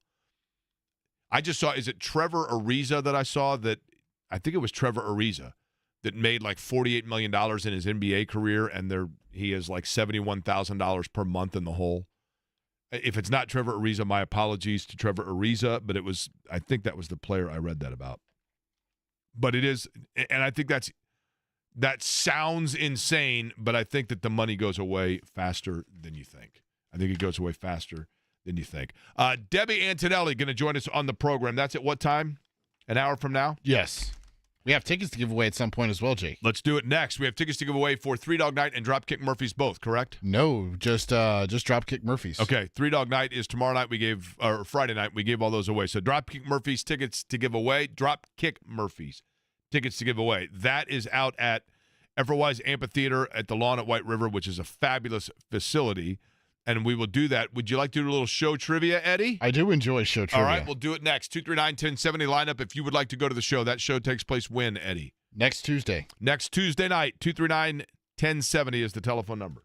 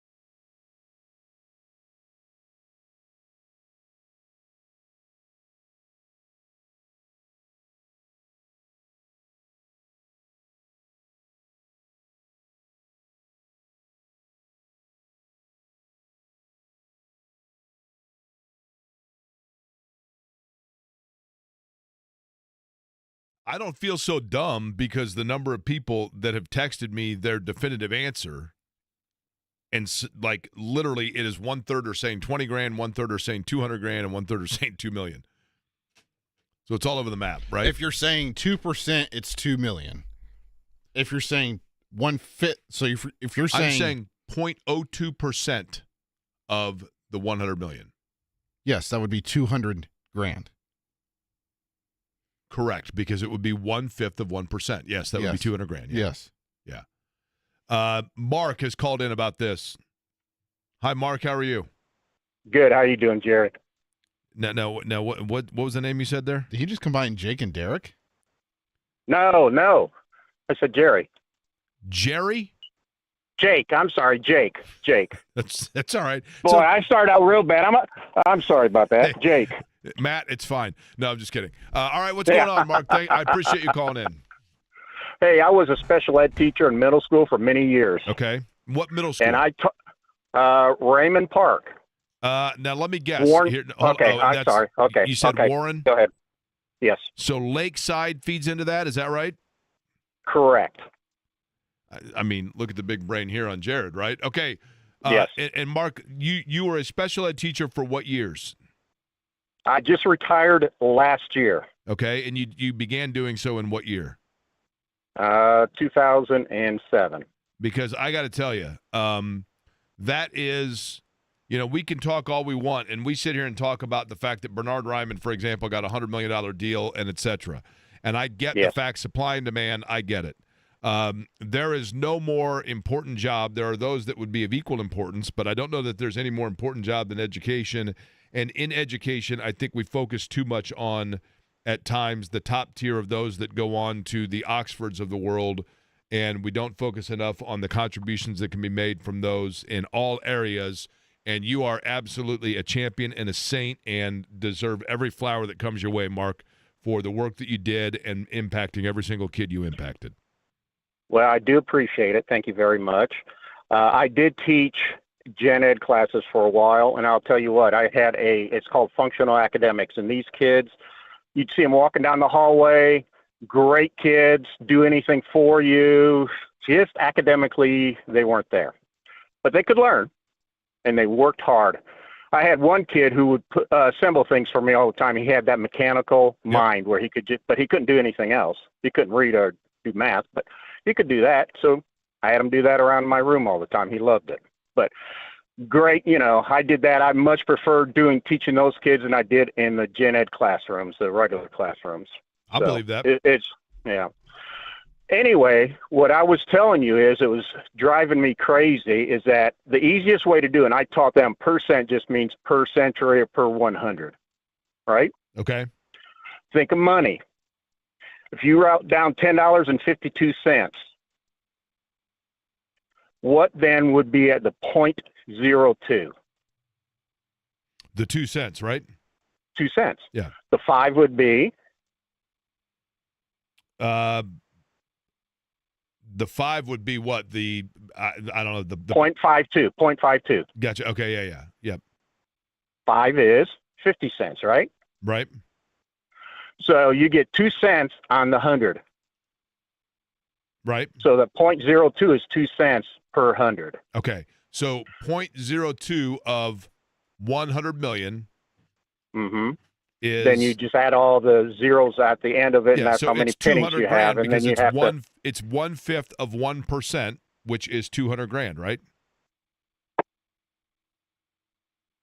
1/5 of 1%. Yes, Yes. you are correct in that. Yes. Okay. It is fascinating, Mark, because here's the thing. Mm-hmm. What's fascinating to me, I can multiply numbers in my head instantly. I can figure out Yes. like 5% instantly. You get into Yes. stuff like that, and it literally is like algebra to me. I mean, I can tell Oh, yeah. you, like right now, I can tell you off the top of my head, bada boom, bada bing, Indiana in the 87 tournament. They defeated Vegas 97-93, Syracuse 74-73, Fairfield 92-58, Auburn 107-90, Duke 88-82, LSU 77-76. There's your 87 tournament run, right? But you go into something like that, and it is literally a foreign language to me. Yeah. The brain is a fascinating landscape, right? You are correct. In middle school, I grew up in Minnesota, and my team, of course, was the Twins. and that was back in Rod Carew, Harmon Killebrew, Yep. All those guys. I would sit there and probably like you, being a nerd, I would listen to the game on the radio. Now, hang on. Now, Jared's the I'm nerd. sorry. Jake is the cool dude. Jared's the I'm nerd. sorry. Yeah, I got that mixed up. I got them mixed up. I'm just saying, Mark. No, listen, I get it. It's fascinating. I mean, the way, the things that we can compute and factor in, fascinating. And by the way, we still have tickets to give away, do we not, Eddie? We do. All right, 239-1070, the telephone number for the Dropkick Murphys. No math will be involved, right? No math will be involved if you want the tickets for Tuesday night to see the Dropkick Murphys at the Efferwise Amphitheater, and that is a fabulous facility. I'm telling you, like that venue alone, just to go, and I'm going to a show coming up in a couple of weeks at Rock the Ruins, and I'm not even familiar with the acts. I just love live music outside, sitting there, listening to live music. Everything about it is awesome. So if you are wanting to go and just simply partake in the atmosphere and environment of a live show, live music, then right now is your chance to do it. Eddie, we are going to do this in what fashion? No math involved. Show trivia. Show trivia. Okay, who do we have lined up? We've got 3 callers. We'll just do this blindly. 4 callers. Now we'll go with caller line 4. Okay, line 4, roulette style. You are on the air. What is your name, sir or madam? Tracy Forner. Tracy Forner, my man. Tracy is my man. Tracy, let me tell you something. We were just talking about, you heard Mark talking about, from a special education standpoint, his teaching. And I'm going to say it right now, Tracy. I hope you don't mind me putting this on the spot. But as we know, your son has done not one but 2 different artistic pieces for me and my family. And I know that he went through a different curriculum in school. But his skill and his talent is the absolute right there emphasis on the fact that everybody has their own bit of contribution, and his skill set is unbelievable. Unbelievable. I appreciate that, man. 100%. It is, everybody has their thing. You just have to find people that can help you find your thing, and that's not always the case. But I have been the benefit of that for many, many years. I actually posted on Facebook today a picture of my empty front porch because Brownsburg Public Schools started school today, and it's the first time in 21 years there is not going to be a foreigner going to Brownsburg schools. But anyway. So we're old is what you're getting at. Yeah. You had a knee brace on last time I saw you. All right, Tracy, here we go. This is obviously going to be an easy one. Eddie, I will allow you, Eddie Garrison, to come up with a question, show trivia question. I'm not ready for this. Yeah, I'm not good at this, Jake. I need time. Maybe I should come up with one for Eddie. All right, Tracy, I'll give you a show trivia question. You ready? Listen, dude, you know I love you. And my listening is sporadic because I'm old, so it's terrestrial. So it's when I'm in the car. So okay, well, we'll make it easy on you. If you don't get this one right, Tracy, then we're done. Okay, I mean that's how easy this layup is. You ready? Wait a minute, we're supposed to go to the Maritime Sailors Cathedral in Michigan. We're supposed to do this. My wife has this entire lighthouse tour planned. That's dependent upon Tracy Forner, you knowing this question. You ready? Do you know what today is? Today the 28th or 29th of July? What happened on this day? July 30th. Hit me with it. Well, I became aware of this true historical fact from my obsession with the movie Jaws. Oh, the sinking of the USS Indianapolis. Yep. Well, now I got that off Facebook, and the algorithm could be off a day or two. I don't know. I think that's right, though. All right, how about this one? I just saw what band in concert 2 weeks ago? Well, are we talking about where you tried to give the guy the clue, where you're in a desert and there's no water, but you see something? Okay. That one? Yes, Tracy was listening.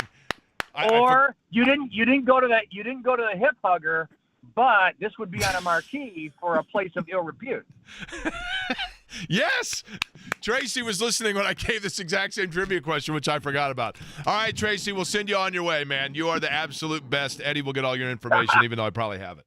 That is our friend, formerly, of course. He used to do a cooking show, Tracy Forner. Did you ever see the cooking show he did, Eddie? No. He did a little cooking show on one of the TV stations here in town every afternoon. But Tracy is the absolute best. The pride of Michigan on his way to see the Dropkick Murphys. Debbie Antonelli joining us 45 from now. Update yesterday from Stephanie White on Caitlin Clark. We'll discuss next.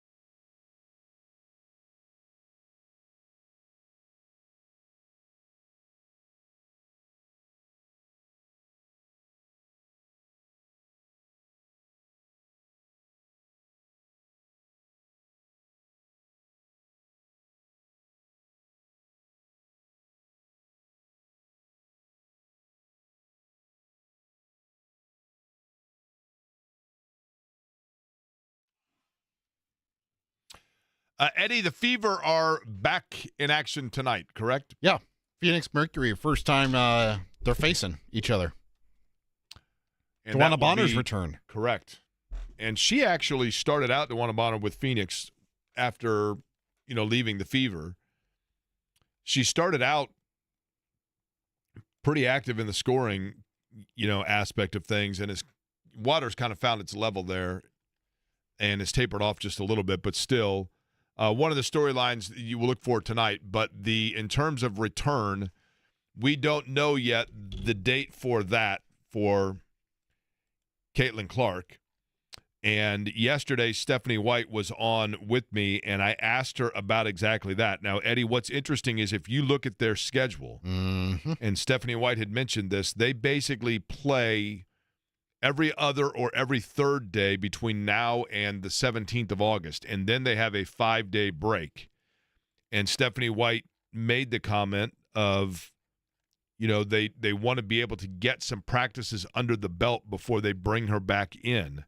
And yes, I mean, she could begin practicing and just simply sit out games, but, or you know what I mean? Like, in other words, it's not like they're going to wait until she's available to then she's going to start practicing. But you have to wonder if the possibility isn't there that they go until the 17th without her. It would be likely, Jake, because you just don't know how much time you're actually going to have on the court to practice during that stretch of play that you just mentioned. Yeah, that's a better way of saying it, yeah.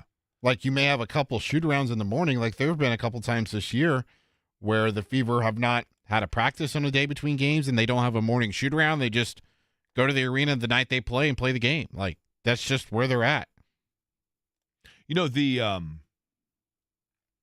other thing, Eddie, that you look at, and it's crazy to say because Caitlin Clark is, you're talking about one of the best, if not the best players in the league. I mean, one of the best. And certainly for this team, the focal point of the team. But at the same time, they have had players that have played well in her absence. I'm not saying because of her absence, but they've had players that have played well in her absence, and they're starting to kind of round into form a little bit with that, right? Yeah, a little bit. Sophie Cunningham's play has certainly stepped up, especially now that she's in the starting lineup. She's made multiple threes, and I forget the exact number, but I think it's like 5 or 6 consecutive games. The Fever are finding stability and consistent production nightly from Kelsey Mitchell, who is second in the W in scoring this month, and she has the possibility of being first depending on what kind of output she has tonight. The only player who scored more points, and it's like we're talking about like decimal points here, Jake. Okay. Not to bring back numbers here, but it's like less than half a point. It's less than half a point between her and Asia Wilson. So my guess is that if she has another terrific game like she did on Sunday against Chicago where she scored 35 points, then you're looking at the W Player of the Month potentially. Game gets underway tonight. You are doing the pre- and post-game, is that correct? That is right. 6:45 pregame coverage right here on The Fan. John Nolan and Bria Goss at 7 o'clock. Okay, so everything gets underway tonight, 6:45. You can hear that coverage. Debbie Antonelli joining us on the program. That will be 35 minutes from now. Off day for the Colts, but that is not to say that we don't have things to discuss. We'll let you know what those things are next.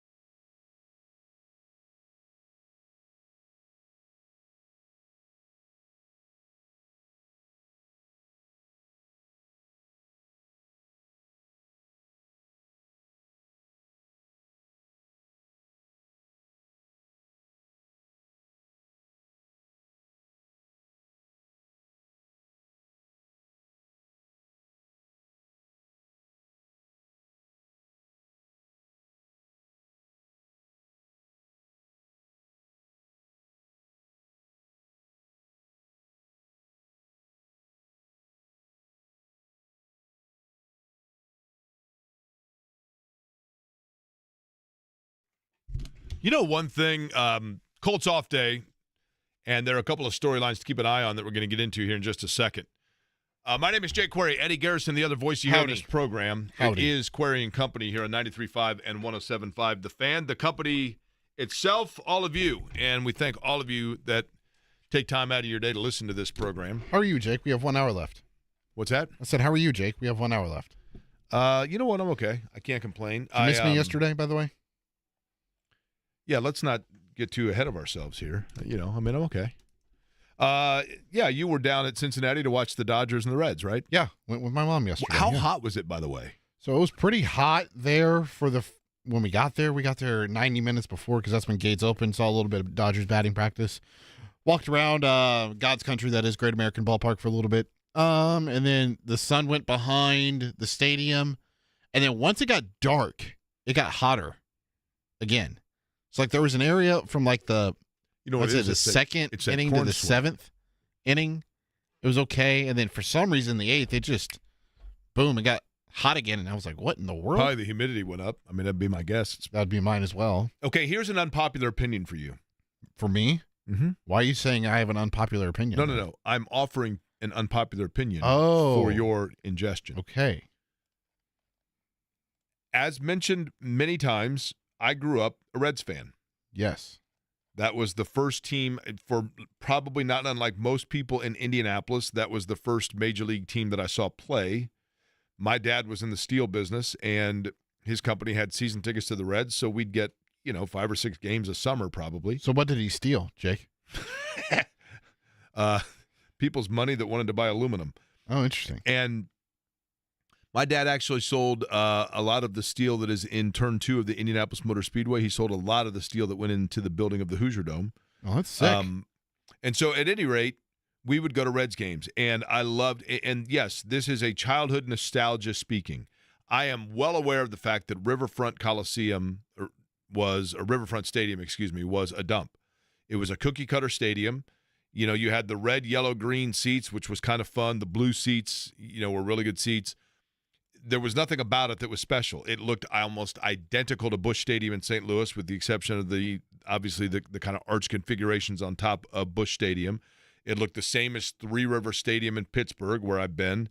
It was the Fulton County Stadium. It was the cookie-cutter multi-purpose stadiums. But nostalgically speaking, it was special to me because just that's the place where I went and saw so many games. When they built Great American Ballpark, and it was weird for a while there, seeing, it was when they were transferring from one to the other and seeing the development of it there. But when they built Great American Ballpark, I had just so many hopes about what it would look like and whatever else. I think it is the most disappointing. Every time I go to it, I'm like, it feels like a stadium put together by IKEA. It's just like a Lego. I don't know. It feels like a generic. There's no character to it. I know that to me, now you tell me if I'm wrong, Eddie. Obviously, for you though, that probably is the first place that you watch games, right? Mm-hmm. It is. I just it doesn't. I thought they had an opportunity to really build something unique and special, and there's nothing about that stadium that is either. I would say the one thing, I've been to a handful of stadiums, that is one of the few where I can walk along the concourse and still be able to watch the game. Fair. Okay, fair point. Whereas if I'm at a certainly concourse... can't do that at a Colts game, right? Right, yeah. If I'm at the concourse on another ballpark, I don't have the ability to just be able to look to my left or look to my right, oh, that's what's going on in the game. That's fair. That's a good point. I mean, you certainly can do that here at Victory Field. You can do that at – yeah, I mean, that's a good point. And I don't even know – there were spots where you couldn't even do that at Riverfront. It was kind of weird the way it was laid out. So that's fair. And you can walk around it. I mean, and there are – listen, I'm not saying that it's a terrible stadium. I just thought there was nothing about it. I mean, the stacks out in the outfield, I mean, I know it's the power stacks. Yeah, I mean – and you can see a little bit of the river, so that's cool. But nonetheless, but I do still like the Reds, but I realize now as I'm an older person that I like the nostalgia of the Reds more so than I even like the Reds themselves. Well, in large part because that's where their entire franchise success is. Totally.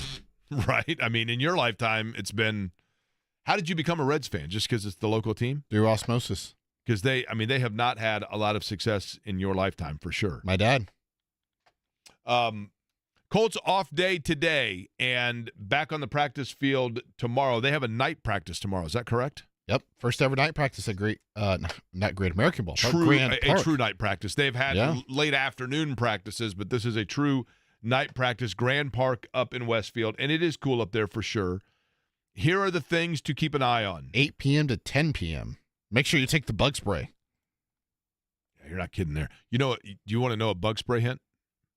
You get the Citronella bracelets or something instead of bug spray. Really? Mm-hmm. Well, that sounds convenient.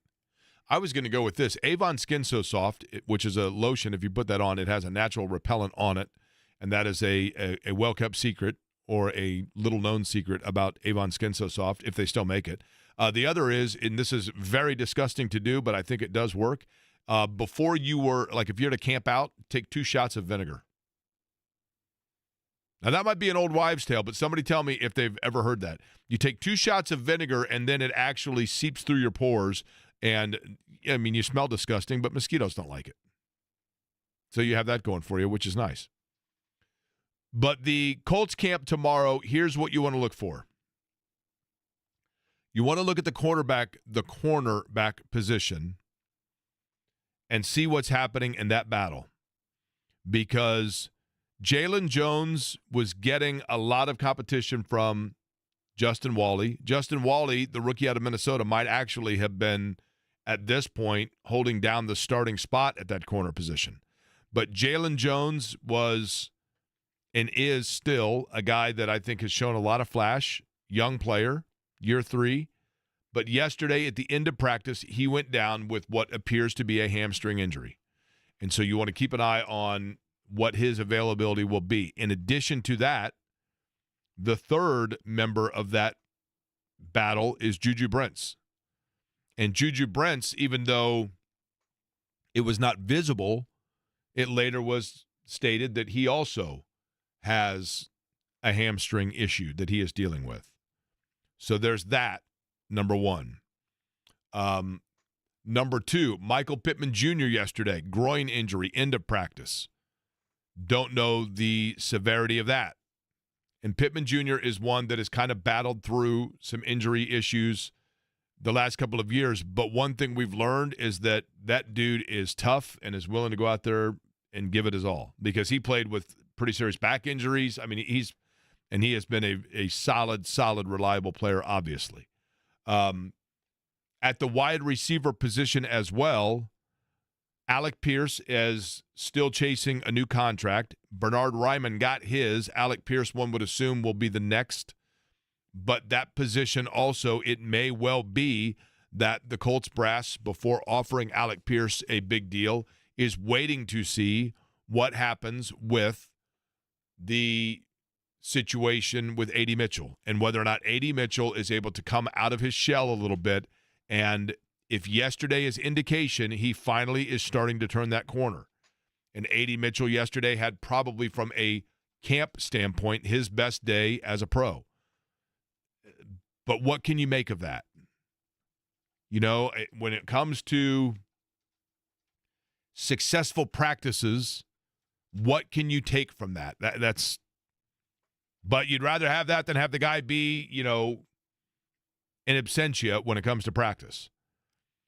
And then you have the situation that Joel Erickson mentioned earlier, which I found interesting because I really did think this situation had already sorted itself out. But Danny Pinter now is starting to get some reps at the center position.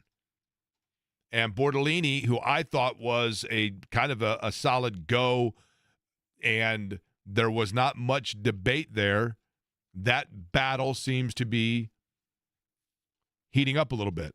One position that's of interest to me, Eddie, is that of the linebackers, because we haven't really heard much about linebackers at all. And in this defense with Lou Anarumo, and I know that it is a defense that is very reliant on aggression and a lot of different looks from the defensive backfield situation and getting after it with your front four, but presenting different looks.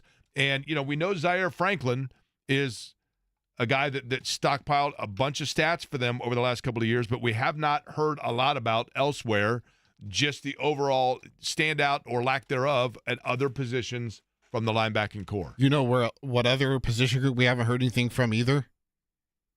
Kicker. Well, no. That's a battle. Defensive end. I haven't heard anything about, Leatu Latu, Kwity Paye, or good point. Samson Ebukam impressing at all. Doesn't it kind of feel, though, like that's one that we probably haven't heard as much about that one because you feel the most confident there? I think Kwity Paye to me, the Alex Smith rule, if you're a regular listener of this program, first, my apologies. And secondly, we welcome you. That's right. We thank you. But you've heard me mention a lot the Alex Smith rule. And that's the example I always give. Alex Smith, when he was drafted as the number 1 overall pick in the draft and was drafted by San Francisco, underachieved in San Francisco based on what you would expect from a number 1 overall pick. And then he gets a new lease on life, both in Kansas City and Washington, and turned into a really good player.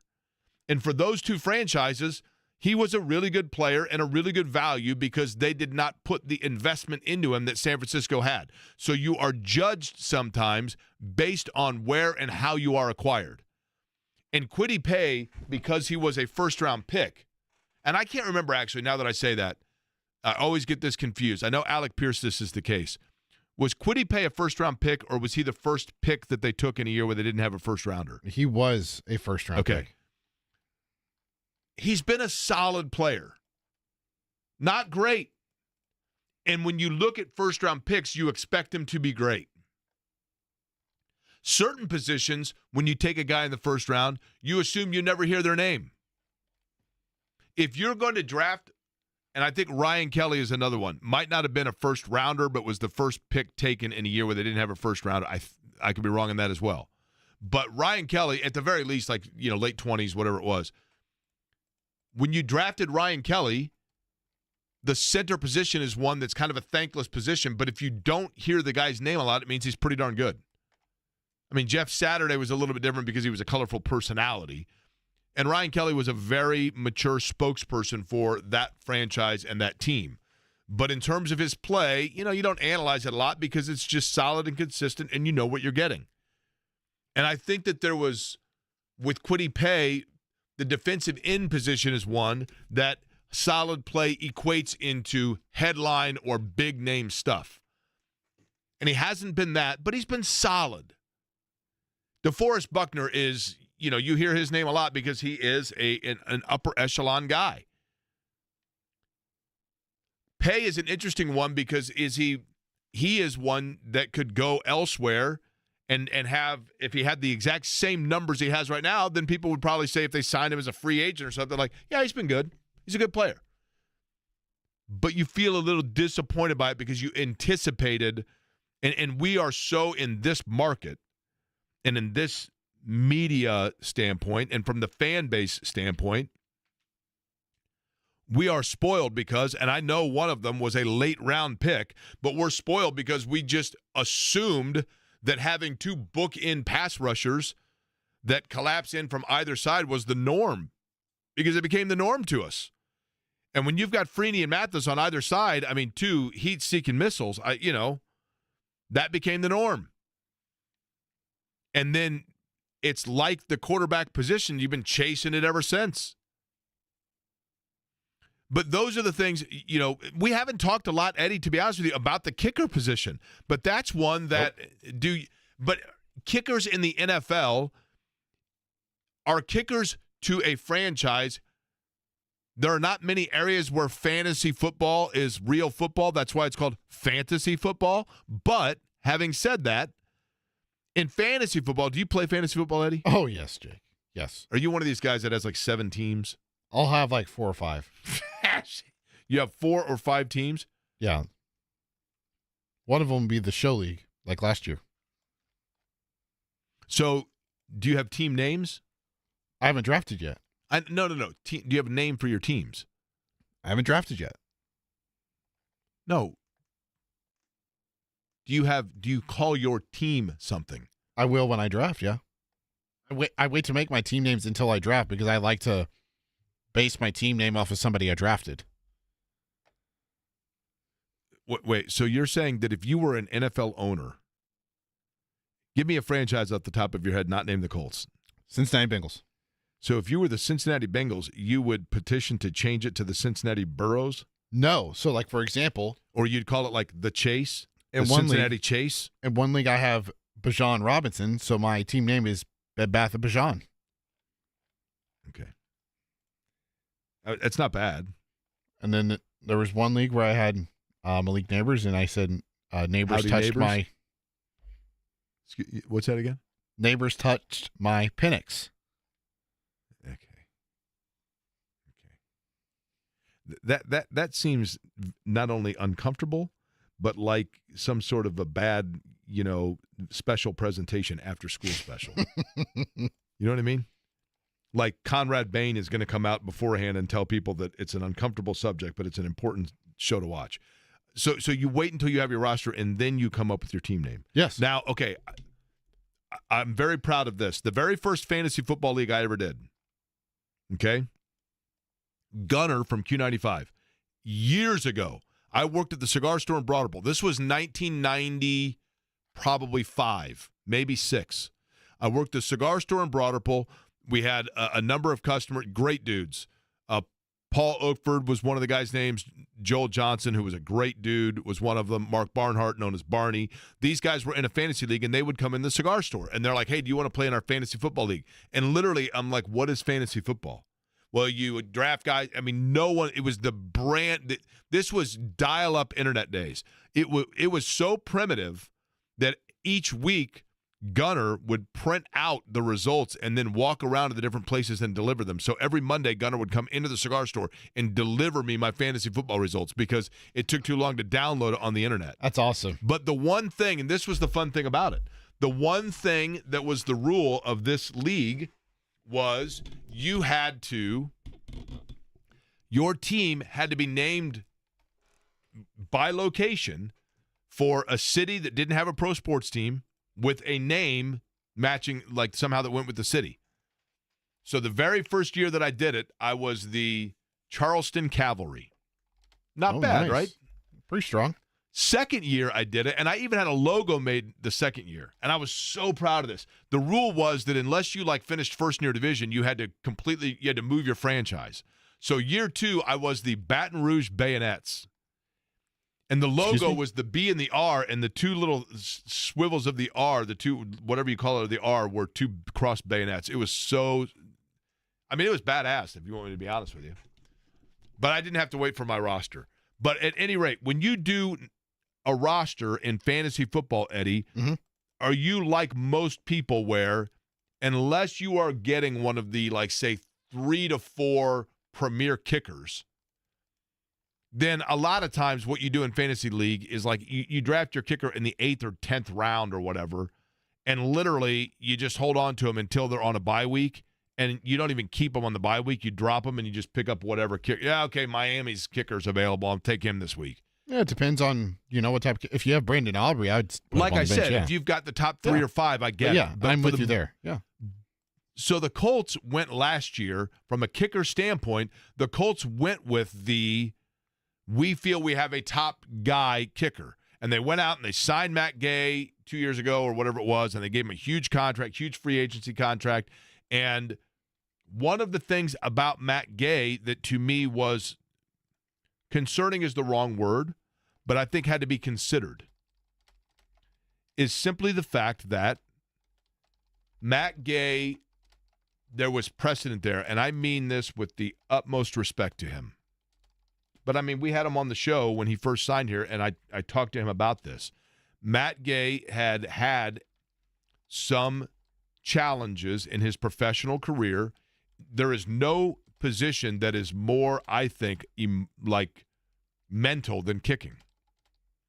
And he was open about the fact, and I commend him for it. He was open about the fact that he had challenges from a mental standpoint when it came to kicking earlier in his career. And then once he got over that, he was one of the best kickers in the league, the most accurate kicker. It's why he got a huge contract. But then once he got into kind of a rut again and started missing kicks, and I think there might have been some injury there, but what's interesting is, again, when Gay was missing kicks and Chris Ballard was asked about it, Chris Ballard was adamant. This is not a concern. It's not a concern. The guy's a good kicker. He just, he's working through, I think it was a groin or whatever, which, I mean, I understand that's pretty severe for a kicker. Mm-hmm. But then, obviously, the concern was there because they decided to go in another direction. So now that they have an open kicking competition, and one of those two is a guy that's been with them for, off and on and through camps, you wonder if they're not going with the mentality now or with the, Spencer Schrader, I think, is going to be the guy, but you wonder if they're not kind of going with that fantasy football approach of just like, yeah, you know what? I mean, like, we have to put our eggs in other baskets. We've got to focus on other positions, and let's just bring in somebody at the kicker position that we're good at that point. Can you even name the other guy that's in the kicking competition with Spencer Schrader? How many guesses are you going to give me here, Eddie? As many as you'd like. Would you like to go? Are we going initials, or are we just going straight up name? Are we going college? You want me to tell you the college as well? Spencer Schrader, would you agree, is the guy, right? I would assume so. I mean, that's who we assume is going to be the guy. Okay? But, I mean, you're wanting to know, and you're throwing me a curveball here because his last name is very tricky, but I just call him Maddox. Okay. Is it Trujillo? Am I saying it correctly? Trujillo or something like that. From Temple, right? Yeah. Okay. Yes. Started at Austin Peay, then went to Temple. Now, are you going to give me any credit there at all? I'm sure you just looked it up over there. You can go back and look at the monitor. You can review the tape. I don't want to look at your search history. I don't know what you're looking up over there. Listen, watches. Do you know what's in this noggin? I mean, honestly, no, I don't even want to know what's in that noggin. Huh? I don't even want to know what's in that noggin. Kylan yesterday told me she's impressed by my memory. Oh, goodness. Kylan. Rule number 1, don't compliment Jake. She told me that twice so I wouldn't forget. Rule number 1, don't compliment Jake. Why not? Because then it just, because I don't need any more of it? Is that what you're saying? Yeah. Because I'm used to it? Before you know it, your head's going to be the size of mine if you get more comments like that. What size hat do you wear? Large. It is definitely that. Anyway, those are the things to look out for in Colts camp. And, with the off day today, we can go on and on and on about that. But I think tomorrow night will be cool. It is very fun if you've not been to Grand Park. It's an amazing facility. And the Colts, of course, their training camp is right there. I kind of feel bad for the Indy 11 because the Indy 11, the other day when I got there, the Indy 11 were in the middle of practice, and you've got, they're out there trying to practice, and the coach is telling out to them like different formations, and they were working on them all while you could hear like the roar of the crowd because A.D. Mitchell just caught his 5th straight pass. But at night in particular, I'm curious of this, and people let me know if you notice it. Proud of you for not making some joke there about A.D. Mitchell just catching a pass. Well, that too. I mean, listen, you take what you can get here, right? Yeah. But I'm curious tomorrow night for the night practice when people arrive and they're walking into Grand Park. It is fascinating because you can tell this is an area that was literally farmland like 15 years ago. And there's one, and I'm always proud of the holdout. Like when you go to, you're in some suburban area and there's a strip mall, and then you see one little ranch house that's just surrounded by a Bed Bath & Beyond or Bed Bath & Beyond, if Eddie owns it, and a Chuck E. Cheese, and then oddly a Hustler store, all right there. And then there's one ranch house, and you're like, you know what? That guy did not sell out. Good for him. He stood his ground. There's somebody there in Grand Park, and they've got a rooster. And the rooster, when I would do the morning show and we'd show up, the rooster would be, what do you call crowing? Is that what you call when a rooster? Calling, yeah. I thought it was a rooster call. I think that's right. Yeah, whatever you call it. So, and he's getting after it in the morning, letting everybody know he's awake. And then I noticed the other day when I was leaving, I don't know if his body's on Pacific time or what, but he was doing it again. And so I'm curious if he's doing it at night, or does a rooster sleep at night? I'm also curious if there's going to be enough parking, Jake. It's Thursday, these not high school, but these travel ball tournaments. There are big tournaments going on. They start, for sure. They start on Thursday. Oh, they do? Yeah, But that's on the baseball diamonds, right? I know, but still, Jake. I mean, Grand Park. It's It's a couple of, you got lot A, tidy. you got lot B, you got lot C, and then you got lot D and E, and it's lot E is what you want to park. You got I, you got J as well. Really? Oh yeah. Do you spend a lot of time up there? I played up there a time or two. I had a brother that played up there. I had a sister that played up there. Oh yeah. Grand Park, by the way, on the boundary of the former 3J Thunder Island, which is now finally they took it down. And my buddy Greg Bell and I went through and found the remnants of it like 3 years ago, and it was eerie seeing where the water slides were and the go-kart track. But now they're talking about building another water park up near there, and I'm thinking, well, why did you tear down the one before? It was great. It was fabulous. But I guess you had to build Grand Park. Did you ever hit a home run there? Mm-mm. How many career home runs did you have in high school? None. Really? Mm-hmm. What was your batting average? Like 270, 280. Not bad. Mm-mm. Also, Decatur has one of the biggest parks in the state, so They do? the dimensions are almost identical to Victory Field. Really? So what school has the shortest? Like, it almost seems like in high school they should have a uniform dimensions, right? I mean, it seems like that would be a fair way of doing Covenant Christian had a beautiful field, but it was like super short to left and right, and it was deep in the alleys, left, center, right, center, and center. Martinsville is a short one. North Central is a short one. You know, interesting you mentioned that. When I at North Central, when I was in high school, Mooresville, they got every baseball player 4'11". turf field, and then the ball just flies out of there now. I had no idea that you Whiteland has a massive, and he's, massive field as well. Whiteland Not has as the big best as football Decatur's. helmets. Yeah. You know that you've seen the subtlety in the Whiteland helmet design, right? No. Pull it up. Once you see it, you'll never unsee it. Pull up the Whiteland High School football logo on their helmets, and once you see it, you'll never unsee it. It's amazing. Whoever designed it is a genius. It is amazing. Oh, I see it. It stands right out. Warriors. Yes, it's written in the headdress of the design. It's brilliant. Debbie Antonelli, who is also brilliant, will join us next.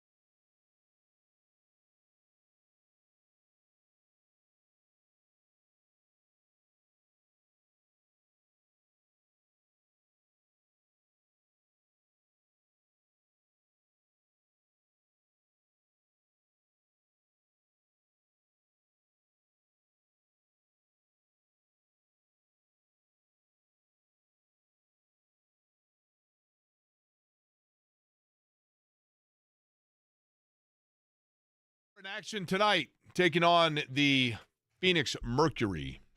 You know, when you really think about it, when you get Fever and Mercury in the same building, things are hot, right? The same for when they face Connecticut. You've got the Fever and the Sun. Yeah, imagine that, That's right? scorching Yeah, hot. I mean, you know, the Mercury and the Sun. I mean, yeah, I never really thought about this until now, but it makes perfect sense because I don't know if you know this or not, Eddie, but outside right now, especially with that corn sweat, 116 degrees. Tell you what, the Heat mercury index. is up there on the thermometer. It is, but the Fever are hoping that their hot play can continue. They've won 2 in a row, but there are a lot of question marks. Question marks, wrong word. A lot of things to discuss, though, because of where they navigate now through without Caitlin Clark. Joining us now on the program, a return guest to the show, and always happy to have her, Debbie Antonelli, who you see doing television work as the analyst for the Fever. Debbie, how are you? What's up, Jake? And yes, let's hope that there's a lot of hot hands in the gym tonight, that their offense is fast and furious. Okay, I want to get to that because, and I've talked about this with Stephanie White, but I want your thoughts on it, Debbie, in terms of the way that you watch it and how they're navigating this. And that is, there is no denying, and we know this, that Caitlin Clark is the straw that mixes the drink for the Fever in a perfect situation. But when you remove that, then you have this kind of balance between sustaining until she returns, or if you don't know when that's going to be, moving forward without her. And I know that sounds ridiculous, but I think you get what I'm saying there. Let's begin with the first part. They have been able to play without her because they have utilized or taken advantage of what? Their overall team depth. Right now, Kelsey Mitchell's 31 minutes a game, Aaliyah Boston 30 minutes a game. Everyone else is less than that. So I thought Stephanie White and staff continue to do a great job of balancing out the change in the rhythm of the game. And one of the ways you can do that is with the depth of the team, the schemes. You can call a timeout. You can substitute. There's a lot of things you can do to change the rhythm, but I think that they have done a really good job of keeping their depth as a focal point. And then the other question with that, Debbie, becomes when Caitlin Clark returns, and we can get into the when in a second, but when she does, clearly she is an elite player. But do you have to kind of slowly reacclimate that because of getting used to or finding your way through without her in that lineup?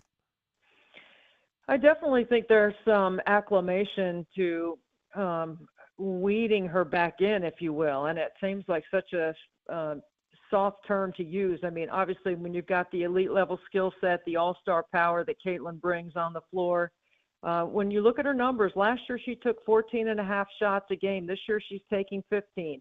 It's not that big of a difference in terms of the number of shots, but her impact, her influence on pace, on space, and certainly in making everyone else better, which is hard to measure in any sort of statistical category. Those are things that you have to acclimate Caitlin into with the speed and the rhythm of the game. When you look, Debbie, and this is going to sound like I'm being critical. I please understand that's not where this is coming from, okay? But when you look at, for example, you know, Kelsey Mitchell, who has played really well in the absence, and you talk about the fact that Aaliyah Boston becomes a little more focal in terms of their offense, and we know how gifted she can be on the low post. But is winning that way and playing that way without her sustainable? I don't think that you, in the back of your mind, believe that you're going to be at your best until you have Caitlin 100%. So having said that, I think the players have to take it to the next level, and everyone has done that. Now, does Aaliyah Boston get the same number of field goal attempts without Caitlin, or does she catch the ball in the same quality of shot area that she's really good in? No, I would say that doesn't happen, but part of that is because of what Indiana runs and the offense that they run. And Kelsey Mitchell is on fire, but she was on fire at this point last year. When you look at her numbers from last year to this year, she is sustaining that elite level play. I actually watched her today go through a shooting workout today, Jake. I mean, look, this is the morning of the game, and I'm watching Kelsey go through the different spots and shots that she's going to get on the floor, working on her footwork, working on her cuts and her different movements without the ball. Look, she sustains a high level of excellence. It's not a surprise to any of us that have been watching Kelsey for a long time what she's capable of doing. I thought she put up those same numbers on the floor with Caitlin. I think she's getting a chance to get a few more shots per game without Caitlin, and that's a good thing for the Fever because they need her scoring to be able to win. You know, when you talk about Debbie Antonelli is our guest. We're talking about the Indiana Fever. Caitlin Clark, in terms of the number of shots that she was taking, and then we saw her shooting percentage really go down, especially from the outside. Do we have enough now that we can say that was injury related, do you think? I personally think so. After watching Caitlin for as many years and knowing as a shooter that she certainly has the ability to self-correct and she has the ability to get her muscle memory where it needs to be. I've talked about this with you before about shooters. You know, when your footwork and your base and your balance isn't what it needs to be, just think about when your back hurts a little bit or when your knee aches and you can't do the things that you typically do as a regular person. And then you compound that with the types of injuries that she's had and how that affects her ability to navigate space on the floor. Maybe her step back isn't as far back as it's been. Maybe it's off by a little bit of a rhythm. There's certain things that shooters know about, you know, the bottom part of their shot versus the top part of their shot, because there's two different things there, right? The bottom, your footwork, your low to high, your load, where you catch the ball. Then the top part, where your hands are. Do you have to drop your hands on a pass or your hands up? But where's your follow through? There's so many technical things that I don't worry about that stuff with Caitlin. I clearly think that injury has played a role in her not being able to shoot the ball as efficiently as she's done it in the past. But then we're at 26 games, Jake, and she's played 13 and she's missed 13. It's been in and out all year. So she personally has not been able to get in much of a rhythm. Debbie, when I talked yesterday to Stephanie White about just the overall evolution of the WNBA and the number of different styles that Coach White has to prepare for versus, say, if you were coming up with game planning 20 years ago, because the game has evolved, but the women's game has evolved. Has that trickled down to, you know, now that we have an entire, and I think it's easy to forget this, we have now college basketball players who have never known different than seeing women playing at the professional level. And to be someone, sometimes you have to see someone. And if you look back at your playing career at NC State and you look at the style of college play today, are we seeing now the overall level and versatility of the game at the college level being benefit from an entire generation of seeing that example before them? I don't think there's any question, and that is a beautiful thing and a wonderful statement that we have incredible skill set at the elite level with the best players in the world, showcasing that on a platform that everyone can consume.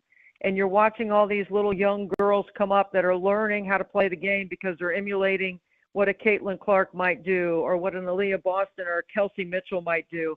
I think that's a wonderful thing. And yes, back in the day, we didn't run any ball screens. We ran everything off the ball. And now you do see a trickle down from what comes internationally or NBA internationally into the women's game. And, you know, what we have is a hidden jewel or gem on our staff in Lynn Dunn.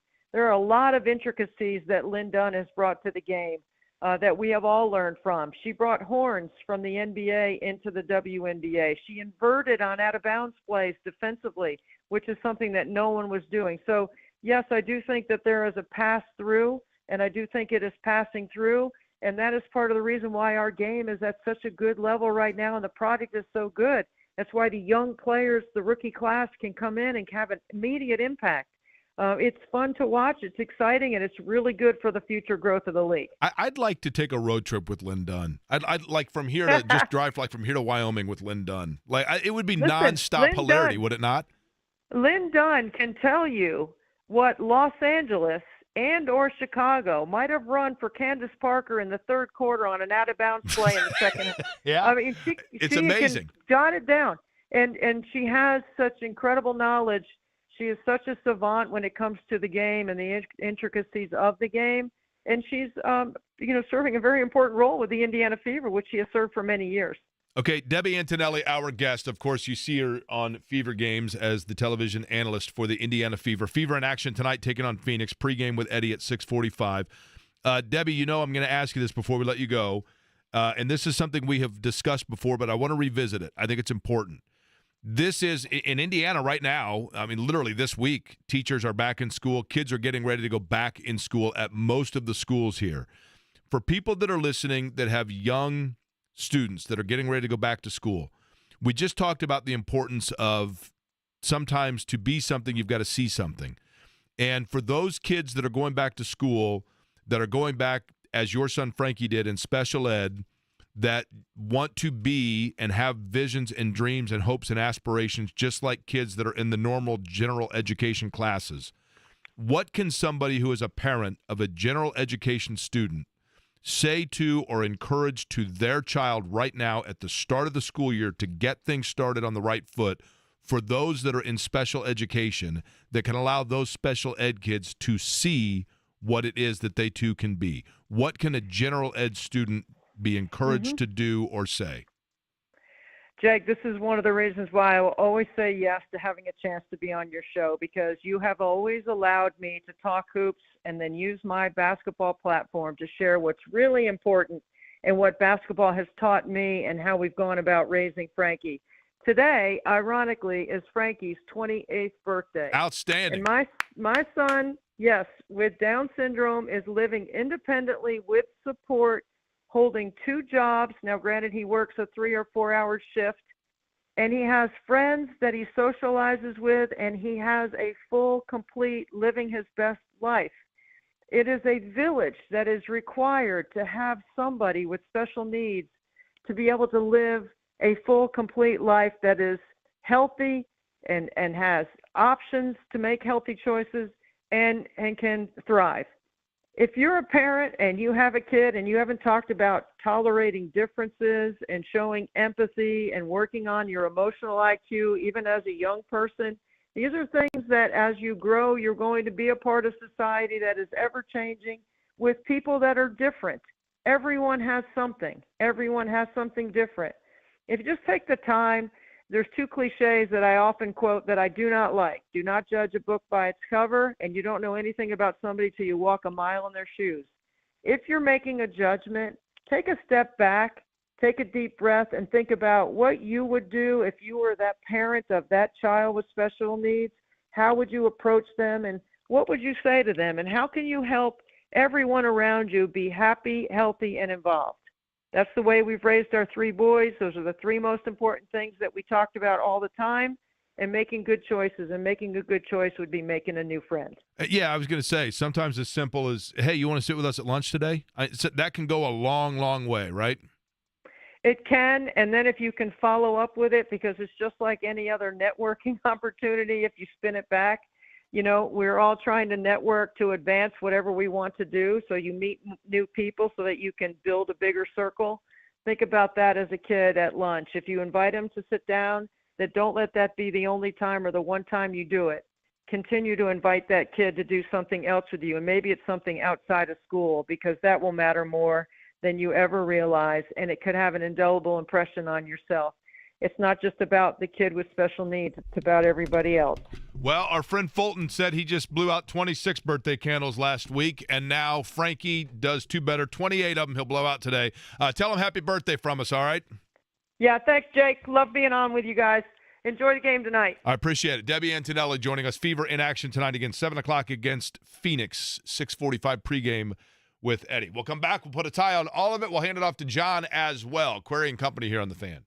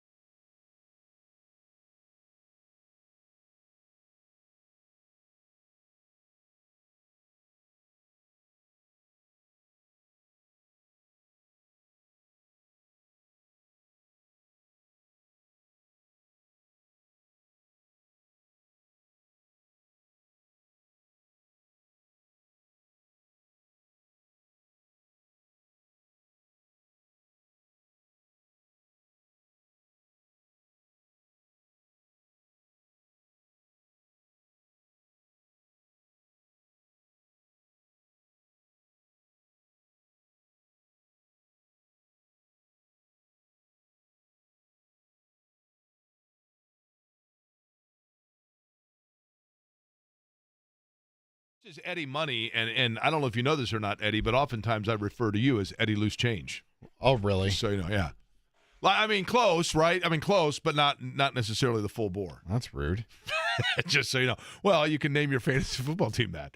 If you had Eddie Murray as your kicker, you could call yourself. What would you call it? Well, let's see. Hold on. In the Querying Company league last year, I did not name my team after a player on my team. I went with the Watermelon Gummies last year. That's solid. And we were victorious with the league. So gotta like that, right? Got around the back, right? You were victorious last year, right? You made a late move, didn't you? Yeah, I did. Banged up, got healthy. There we go. We're one of those teams that got hot, got into the playoffs. If I'm not mistaken, after round and found out. Do you remember last year? You were the commissioner, right? Yes. Didn't you have to undo a transaction that I had made because, and you were understanding of it? There was some weird thing. Remember where I was going through and I was trying to start a player and it waived it. You dropped a player, on accident. Yes. I think it was Tyreek Hill, maybe. Yeah. And I'm like, yeah, yes. I didn't mean to drop him, and so I immediately called you. Like, yeah, I get it, because it was easier to do than you think, right? Yeah. I will not make the mistake, so you can draft this year, of doing it during the show. We should get Chicago's Pizza on board and do a draft party. Yeah, draft party at Chicago's Pizza would be awesome. They have 18 Central Indiana locations, Jake, I'm sure. 25 statewide. We can find somewhere, right? You know, they have a location in French Lick. You know, I've never been to French Lick, Indiana. Neither have I. That's the second time I've had this conversation in the last 24 hours. You know, what we should do? We could do a little double date. We'll go down, go to French Lick, and go to Chicago's Pizza and have dinner. That would be nice. Take Olivia, take Shannon down there. Oh. What's that? I thought it was just gonna be us, two bros. Yeah, a bro weekend. Just a couple dudes driving down to French Lick together. Yep. You know, nothing wrong with that. Not at all. I noticed you're wearing also is this a new Fever T-shirt you have on? Yeah, shout out to Eddie White and the people over at Pacer Sports Entertainment. They gave me a goodie bag last week when you were out when you weren't here. They dropped off a couple shirts for me. Okay, I'm going to put you on the spot with a trivia question. And now when I do this sometimes, and you tell me if you have the right to defer, I am not going to be if you like. There are times, admittedly, with you where I'll ask a question like the Beatles, and you didn't know "Hey Jude," and I'm like, "What?" This is not going to be one of those times. I would actually be impressed if you do know, but I'm curious just because of the antiquated nature of what I'm about to ask. Okay. Okay. Do you know the significance of the shirt that I'm wearing? I don't. I wonder if Jeff Ricker, who's just in here, would know. I'll bet he would know. J&B will absolutely know. Uh-oh. But I don't blame you for not knowing, Eddie. It would have surprised. I would have been very impressed if you did know. John, Hey. do you know the significance of the shirt that I'm wearing? Look, the Reds made a trade. Yes, breaking away. Correct. I'm wearing the Yeah. Cutters shirt from Breaking Away. Breaking away. Now, do you know what number it is? Because they all wore the same number. Do you remember that? 23? 34. I don't remember the significance of why they all had 34. I thought it was 23 for some reason, but no. Great movie. It's always funny. We would watch it, and then I'd have friends that say, "Hey, that's my parents' car." Like they'd get a shot of 3rd Street in front of. Really? Well, I think it was Pagali's Pizza Place that was there. That's been J. Arthur's, and it's been Malibu Grill now. That pizza place. Yeah, that's right there on the square, right? Yeah. And that was so. What they would have filmed it? I'm guessing the movie came out in '79. They would have had to have filmed it in the summer of '78, probably. 78. Yeah. Summer of '78. There are shots of Clear Creek, down on the south side of Bloomington. Big fight in the Union.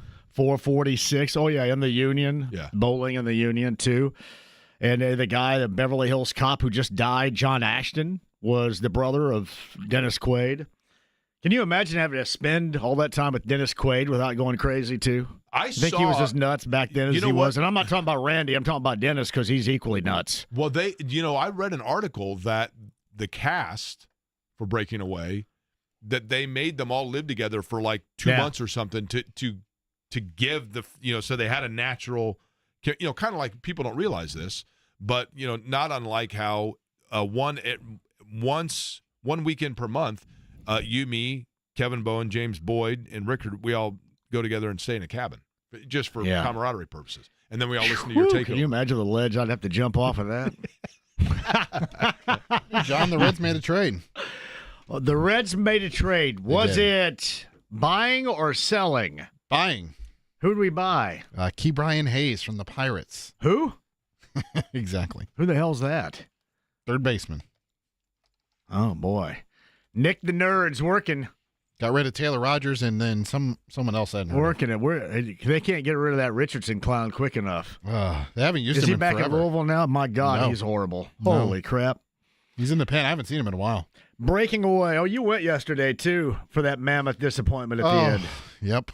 You Yep, can see I that did. coming a mile away. 100%. I love Breaking Away, Jake.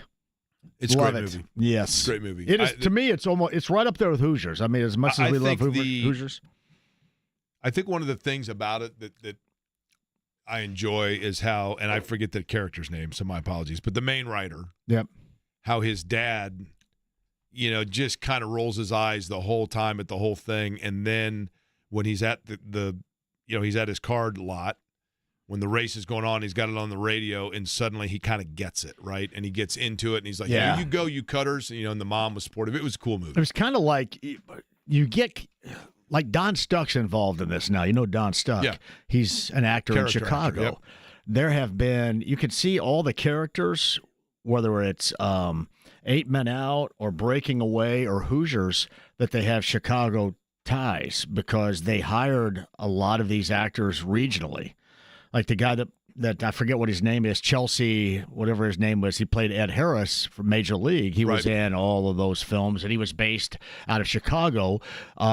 Herb Simon's brother, Mel, was a producer for the movie Porky's, My right? Bodyguard. Okay. That was based out of Chicago, that had John Cusack's sister Joan in it, and Matt Dillon, one of his initial roles, was in it. And they hire actors out of the Chicago area. I saw a movie poster today posted somewhere for Private School Yeah. with Phoebe Cates. Matthew Modine. Phoebe Cates in the poster, not up to par with our favorite Phoebe Cates scene, but she looks pretty good in the poster. Let me tell you this. Betsy Russell in that film, still to this day, I would go jousting. You check out Betsy Russell in Private School and tell me if I'm wrong. I think she was once upon a time married to a Van Patten. One of them, Vince Van Patten. Not Dick Van Patten from the Sacramento but Bee, my his brother. goodness, Betsy Russell was so hot, and it was always forgotten about because Phoebe Cates was in that film. Hey, by the way, Breaking Away, there's a scene after the Cutters win. Remember that blonde-haired kid that had the bowl haircut, had the White Sox plastic helmet on? Yes. In that, I've always wanted to find out who that kid was. I do that all the time with movies. Yeah, I always wanted to find that out. Okay, different subject on it, but the other day I was watching the Beatles in 1968 filmed in a studio filmed Hey Jude, like basically a music video, and they brought in like kids from a school, and there's a kid standing right behind Ringo Starr that's like, by the end of the song, he's like, he's all into it, and he's like 14 years old in it, and I've always wondered, like, who is this kid? Where is he now? What is his life now? Is he still living? He would be, gosh, the guy'd be 72 years old, 73 years old now. You know what I mean? Yeah, but that's pretty cool.